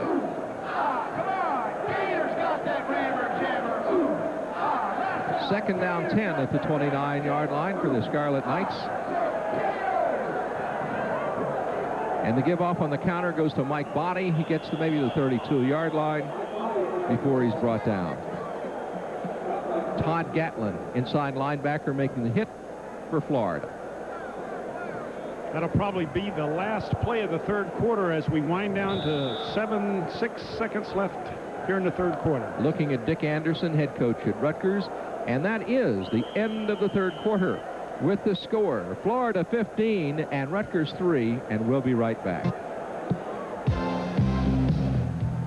John Young for Junior. Back with the final quarter of action from the Meadowlands. 3rd down 7, ball on the 32-yard line for the Scarlet Knights of Rutgers. As we look at the fans, over 36,000 of them here today, and I don't know how many are Gators, but I'll tell you, it's got to be close to half. And I think we just witnessed the most disorganized singing of We Are the Boys of Old Florida that we've ever seen. Well, some of them haven't heard it for a while. I need that student section there to sing it right. No leadership out there in the fans today. No. Scott Ernie's ball is in the air. They say that he was in the motion of passing, so it's an incomplete pass. That was Clifford Charlton making a great play for the Gators of Florida and getting some help there, too, from Mr. Henry Brown. There's Jeff Roth coming up the middle. Pat Pinner fighting. And who is that? Clifford Charlton, I believe, coming from the outside. Punting situation on 4th and 7 from the 32, and Matt O'Connell has averaged 41 yards per kick this afternoon. O'Connell gets it off, and Kerry Watkins watches it roll, and it is going to be blown dead at the 16-yard line. Glenn Miller, number 2, gets down as Albert dances. I don't know if he's dancing to Glenn Miller music or not, but he's doing some dancing. Stacy Simmons checks into the ball game. I always saw some people walking like that on Times Square last night. Yeah, I'm dressed just about like that, too. Well, that was a smart play by Kerry Watkins. You know, don't pick up a crazily bouncing ball. If he touches it, it's a free ball, so he got away from it. That's a 52-yard boot. 1st and 10 at the 16-yard line with the I formation. And the give-off is going to go to Octavius Gould, who is brought down at the 14-yard line. So he loses a little bit on there. Alec Hoke, a big guy from Princeton, New Jersey, at the outside linebacker, 69, makes the tackle. We look at the Gators.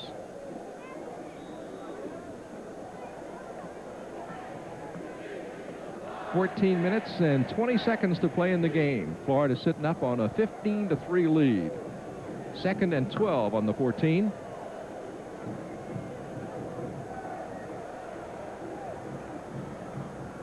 Rodney Brewer's give. Anthony Williams.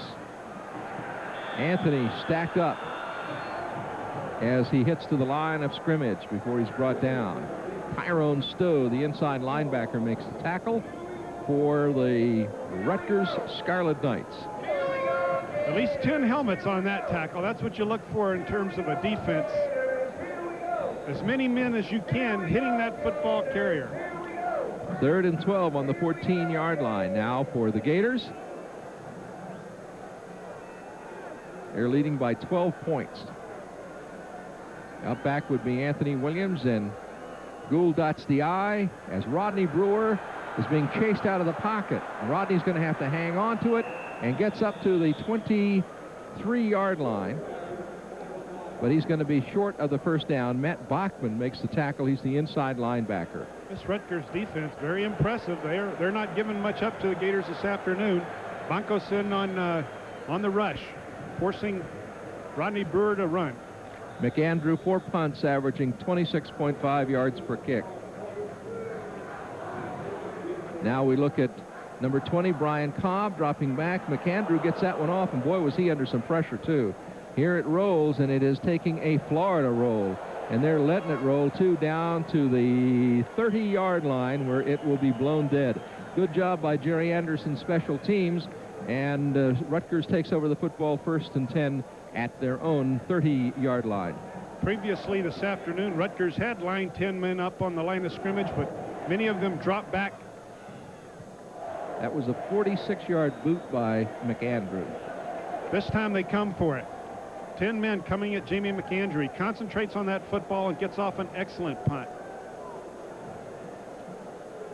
So it'll be 1st and 10 at the 31-yard line. Scott Ernie throws, and he gets Matt Prescott complete to the 32-yard line. Ron Moten and Scott Armstrong make the tackle for the University of Florida.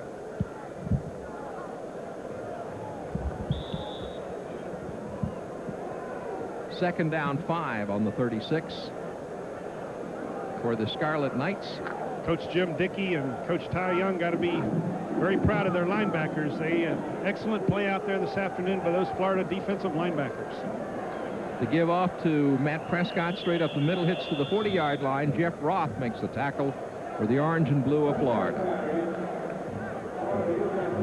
Short of the first down, but they've got it in good field position with a 3rd and about 1 situation. The ball right near the 40-yard line, right on the 40. It's getting colder, but Galen Hall shows no effects. Mr. Cool on the sidelines over there, he probably doesn't even realize that the temperature has dropped rather severely. He doesn't, but we're standing here with overcoats on in the press box.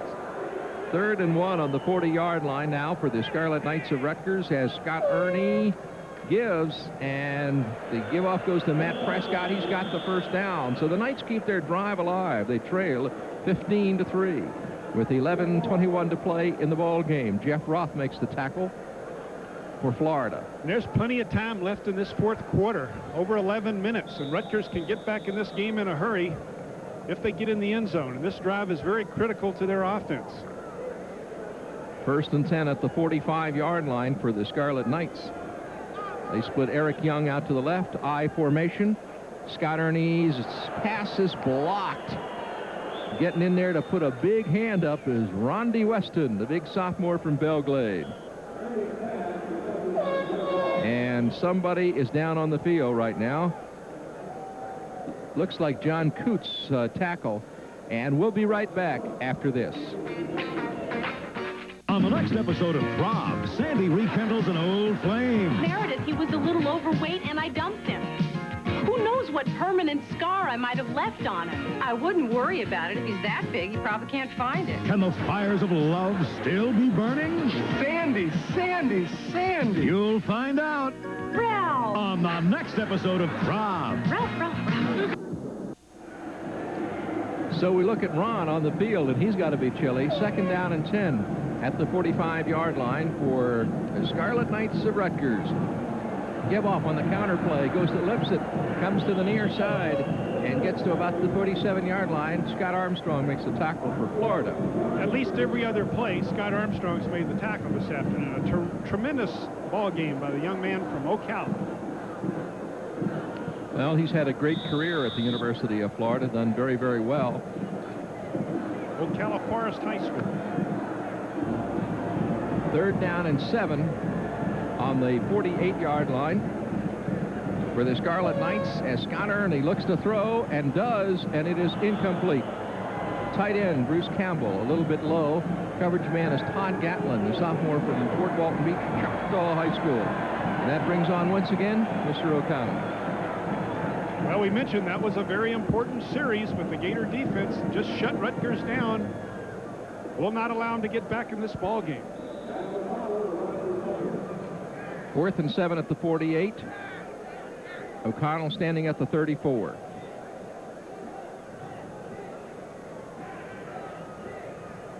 As he waits on the snap.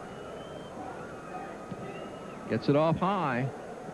Loden calls for the fair catch at the 24-yard line. And so Florida gets the football, 1st and 10. I want to mention that Gator basketball is back, and the team is ranked in the preseason top 20 in several publications for the first time ever. First tip-off is next month, so order your tickets now from the Gator ticket office. Call toll-free in the state of Florida, 1-800-342-7851, or call 904-392-0664. Steve Loden from Marco Island, Florida, coming up with a fair catch at the short safety position on that last punt. 1st and 10 on the 23 for the Gators. And the give-off is going to go to Anthony Williams. Nice yardage to the near side. Still on his feet downfield. And right in front of the Florida bench, takes out at the 47-yard line. Anthony Williams with a carry. Louis Morrow, the strong safety, brings him out for Rutgers. Big Anthony Williams almost breaks this one loose. Look at the hurdle right there over the cornerback. Just steps out of bounds and is knocked to the turf out of bounds. First down for the Gators. At the 41-yard line as we look at Brett Wickman. He is... That's really a sad situation is right. Octavius Gould gets the carry, and it is Octavius going for about a yard before he's brought down. Brett Wickman has been such a credit to his school, his football team, his family. He's just been a great player here at Florida. Great poor hands from Gainesville High School, or rather Gainesville High School, Oak Hall, one of the smaller schools, and he's come on, done very well. Great point average, 4.0. James Massey is now in the backfield. I mean, people really do make 4.0s. Anthony Williams still on his feet. Down to the 44-yard line of Rutgers. Derek Baker and Sean Washington bring him down. But there was a flag on the play, a hold against Florida, and it is going to cost the Gators. And we've also got a player down. I think Anthony Williams is down.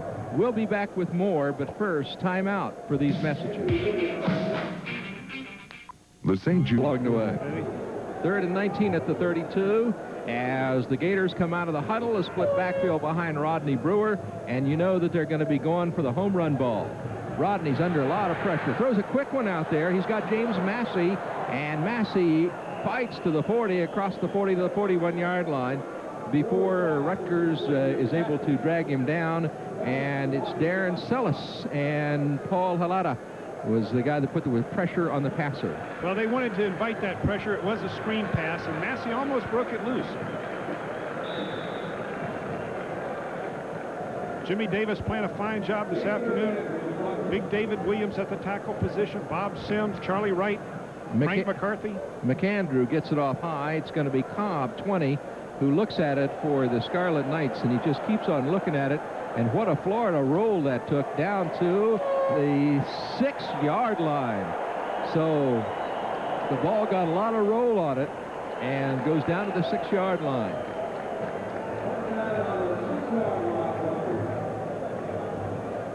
So McAndrew got his foot into it, and it hit the right way and rolled down to the 6-yard line. So that means that Rutgers is really going to be in the backyard. That's the kind of roll you want to get in Atlantic City, right? You get a roll like that, you wouldn't have to work for a living. That was a 53-yarder. 1st and 10 at the 6-yard line. Rutgers trailing 15-3. 8:26 to play in the game.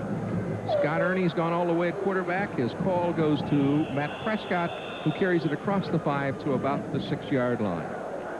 And Webby Burnett, a freshman from Pensacola High School, making the tackle for the Gators.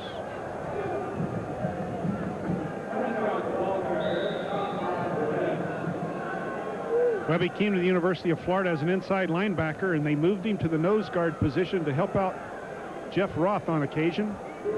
Matt Prescott having a great game this afternoon. It's 2nd and 4 at the 12 off the I formation.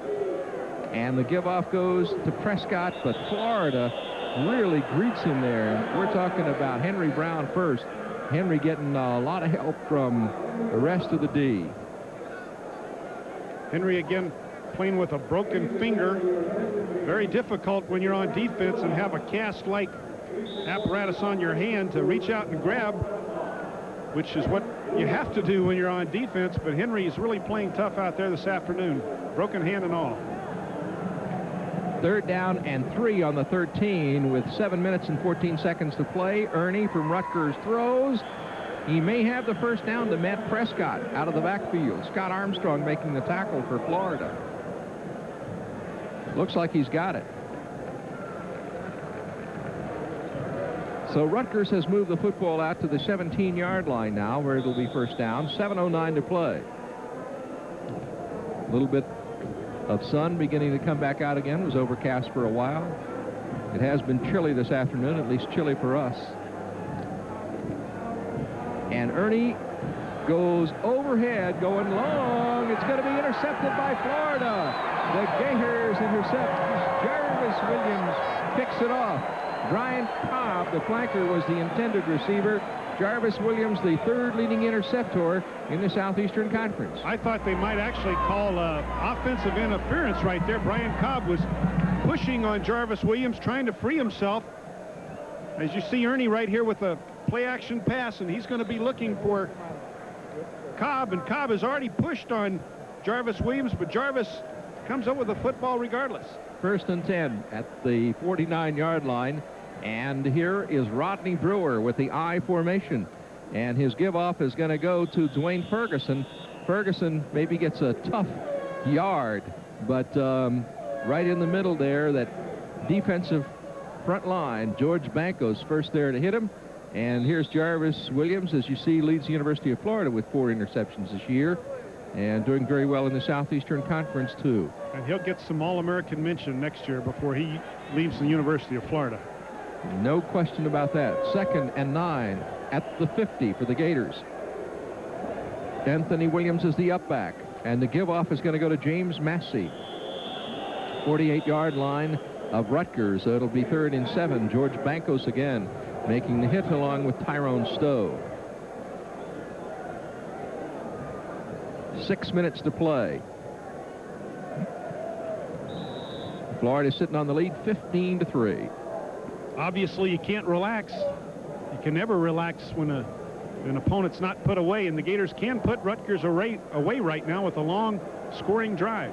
Garrett Woolard, 21, is in the slot right now. Florida's had 8 first downs today. And it goes to Stacy Simmons. Stacy Simmons still on his feet and threads down the sideline out in front of the Gator bench at about the 40-yard line for the first down. Derek Baker, 19, takes him out for the Scarlet Knights. Woolard does a nice job here throwing the block that frees Stacy Simmons. Derek Baker is eventually going to make the tackle. As you see Woolard right there throwing the nice block that freed his teammate. 1st and 10 at the 39-yard line now for the Florida Gators as we look at the defenders, and they have been super this afternoon. The give off to Massey. Massey, maybe a yard or so. Rutgers pretty stiff inside. Tyrone Stowe, they don't get tired in the last quarter. They're still ready to play. That's a credit to their coach, and it's a credit to them as individuals. You never let up, and especially on a cool Saturday afternoon. These are young bodies out there, and these kids are in great shape, and they could probably play another ball game without giving up. Right, right after this one. Woolard splits to the left, and Ricky Natil to the right. The I formation for Rodney Brewer, 2nd and 9 from the 38-yard line. And Rodney Brewer rolls to throw under a little pressure. Quick one to Anthony Williams coming out of the backfield. And Anthony steps out at the 31-yard line.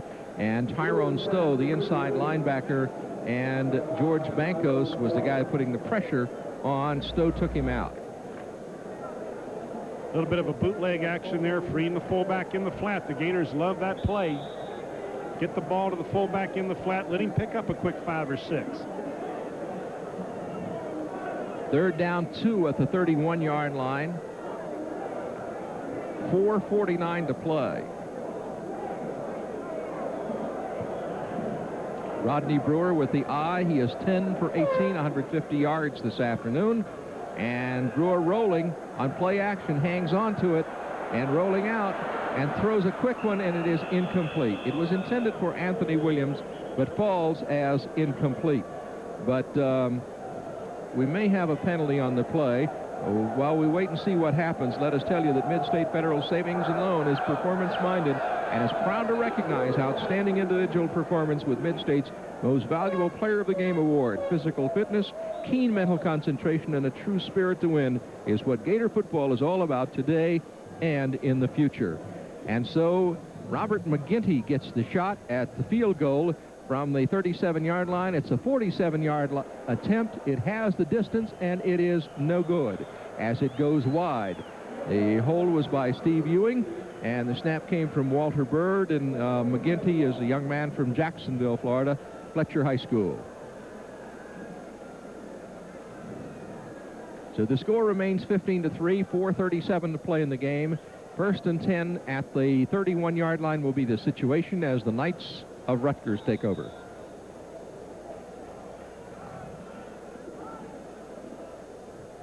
Going all the way at quarterback this afternoon for the Scarlet Knights is Scott Ernie, sophomore from Mechanicsburg, Pennsylvania. Throws, and it is incomplete. Intended for Bruce Campbell, the tight end off the right side. Falls is incomplete. Adrian White was the pressure man for Florida. Pressure is... That's the only right. nice way to say that, isn't it? Adrian loves to hit those big tight ends or anybody coming out in his area. Anybody's live when they come into his area. Anybody that's not in a policeman's uniform, he'll hit them. Second and 10 at the 31-yard line. The situation as the Knights trailing 15-3. Want to try to get something going here in the fourth quarter, and Florida wants to protect the lead. 4:33 to play. The give-off on the counter is going to go to fullback Curtis Stevens. Loose ball, and let's see, the Gators might have recovered it. The Gators do recover it. Gators, Webby Burnett, number 46, recovers the football for the Gators. And so Florida takes the football over now, and they have good field position. Curtis Stevens gets the ball on the trap. A giant hole right there. Let's see who strips the ball from him. That's Scott Armstrong and Jarvis Williams knock it loose, but Webby Burnett, the nose guard, is hustling down the field to come up with a fumble recovery. First and 10 at the 48-yard line for the Gators, and they're on their side of the 50 as the pitch goes to Octavius Gould, and he turns right to the line of scrimmage before Harry Swain, the defensive tackle, makes the hit for the Scarlet Knights of Rutgers. A little over 4 minutes to play in the ball game. And Rutgers has had 5 turnovers, Florida 2 this afternoon, which I'm sure is very frustrating for Dick Anderson, who we saw just a moment ago. Florida's not had the mistakes in this game. They have been penalized very little, and they've had just the 2 turnovers. Octavius Gould again, and he goes into Rutgers territory to the 49, but it was not easy yardage. Tough to get those 3. Alec Hoke, the outside linebacker, the tackler for the Knights. Now this will be a big win for the University of Florida with Auburn War Eagles and Georgia Bulldogs coming up on the schedule. Significant for Galen Hall. He's had 19 wins, so this would make him 25-1. Third and 7 at the 49 for the Gators as Rodney Brewer goes with a slot. Darrell Willard would be the slot back. A lone setback, Anthony Williams behind Rodney. And Rodney throws. He's got Octavius Gould to the 40 for the first down. Less than 3 minutes to play in the ball game as the Gators pick up that first down. Right, Jim. They come out with 3 wideouts, one of which is Octavius Gould, the tailback. Sean Washington makes the hit for Rutgers. Octavius clearly capable of being a wide receiver, as is Tony Lomack. Don't be surprised to see Tony Lomack playing wide receiver now that Brett Weckman is hurt. First and 10 at the 40-yard line for the Gators. as Rodney Brewer looks at the D and hands off to Octavius Gould. He tries it left side as he cuts back, looking for the daylight, and gets to the 35-yard line. Harry Swain makes the tackle. 2:28 to play. Florida 15 and Rutgers 3.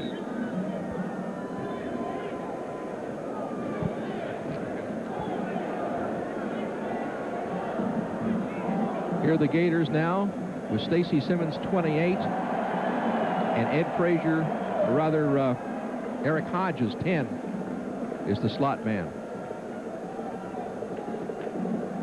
Rodney Brewer give off to Octavius Gould, and Gould goes to the 31-yard line.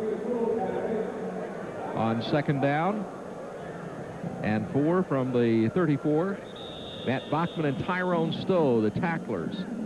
And there's a timeout on the field for Rutgers with 1:47 to play in the game. We'll be right back.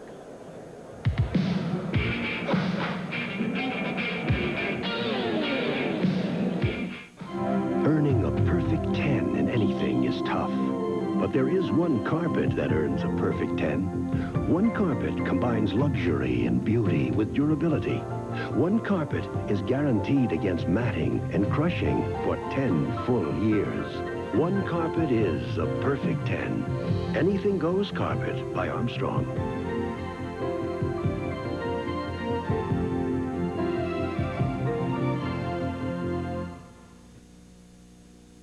A good leader has to have 2 essential qualities. One, you've got to be persistent. Always keep trying no matter what. And 2, you've got to be able to instill that winning attitude in others. That's how the Ford dealers have stayed #1 in truck sales here for 18 years. They keep working to give you the best deals on tough Ford trucks, and they pass on that positive attitude to everyone in their dealerships. I tell you, it's great working with the leaders at your Florida and South Georgia Ford dealers. And Jim and I have selected as the Mid-State Federal Player of the Game, Scott Armstrong, the senior from Ocala Forest High School, 6'1", 235. What a great job he's done today and a fine career he's had at Florida. It's 3rd and 2 on the 32. Octavius Gould trying to pick up the first down, and he doesn't get to the corner and turn it. Alec Hoke brings him down along with Tyrone Stowe. So they're going to be short of the first down. And we'll be right back after these messages. This week on Essence, Susan L. Taylor and guest co-host Gary Bird take a look at the fashions of Constance Saunders, examine the widening gap of black classism, and touch the destiny of Chaka Khan. Sundays at midnight, right here on TV 20. The second annual TV 20 City of Gainesville Holiday Parade will be broadcast live Saturday, December 6th at 10 a.m., and we need participants. The parade will begin at the O'Connell Center and proceed down University Avenue to Main Street. This year's theme is Holiday Magic for Children Around the World. Any marching band, business, organization, or persons interested in being part of this year's holiday parade should call Gail Hatch at 374-2197. Deadline for entries is November 18th at 5 p.m., so call today.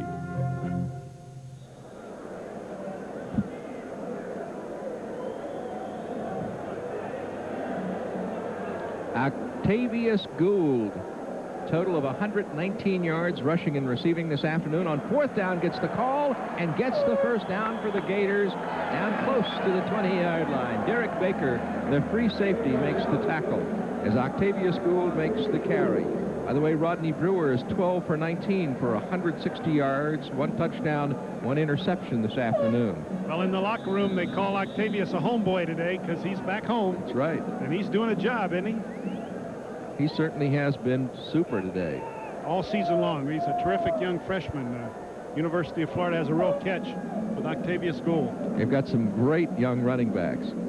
There's Octavius again at the carry, short yardage on 1st and 10 to call it the line of scrimmage. Maybe did get back to the line of scrimmage. He might have lost a little on that one. George Banco's defensive tackle makes the hit. 1:02 to play in the game, and Florida sitting on that 15-3 lead. Ferguson, 38, checks in as we look at Dick Anderson.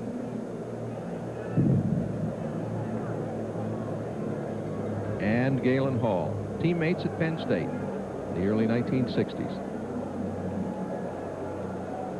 Rodney Brewer gives off to Ferguson, and Ferguson is really hit as they get right in on him. The guys from Penn State, Paul Alata, first guy to make a pop on him. 32 seconds to play in the ball game. As we go to 3rd down 11, and Rodney Brewer comes over to talk with the head coach Galen Hall and also the offensive coaches, see what the situation is on the field. And the defensive captains have talked with Dick Anderson on the Rutgers sideline.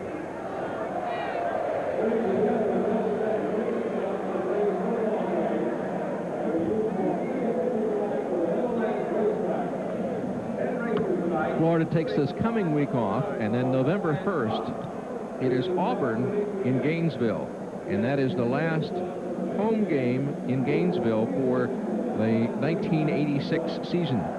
Georgia is next in Jacksonville November 8th, and it's at Kentucky November 15th and at Florida State on November 29th. 3rd and 11 for Florida with 32 seconds to play. Ferguson is the up back. The snap goes to Brewer. The give goes to Octavius Gould, trying to turn it outside. He's at the 20. He's inside the 10 and down to the 8-yard line before he is stopped.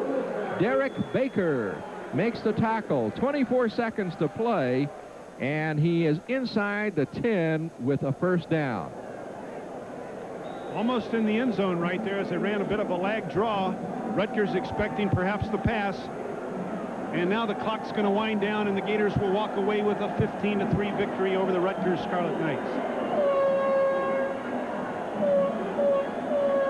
The clock is just ticking away.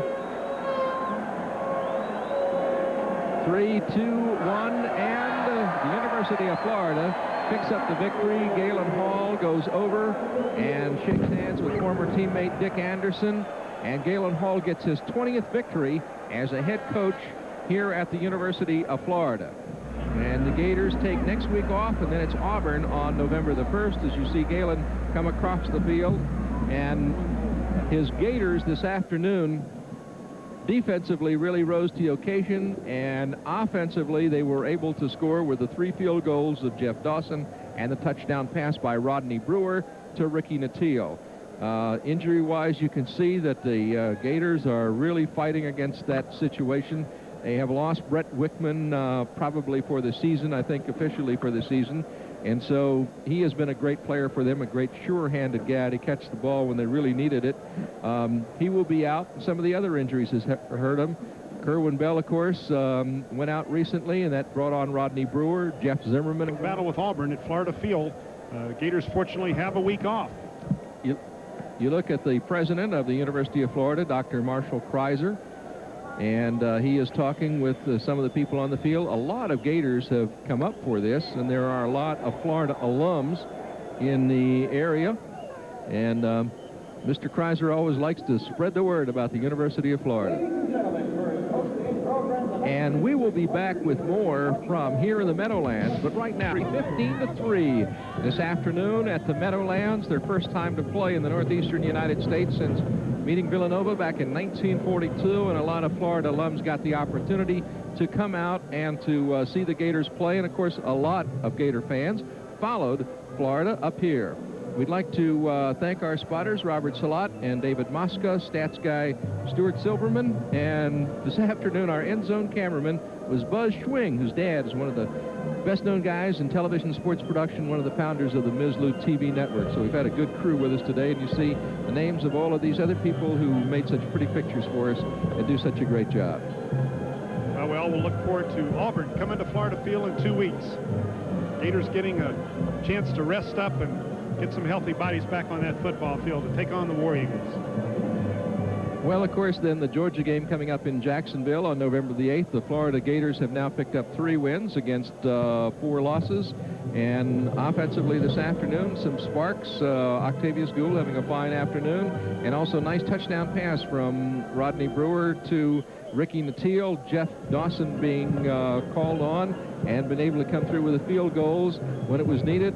And, of course, Albert the Alligator. What telecast would be a Florida telecast without Albert? And thank you so much, ladies and gentlemen, for being with us. From the Meadowlands in New York, for Jim Yarbrough, I'm Jim Gallagher. Thanks for being with us. Goodbye.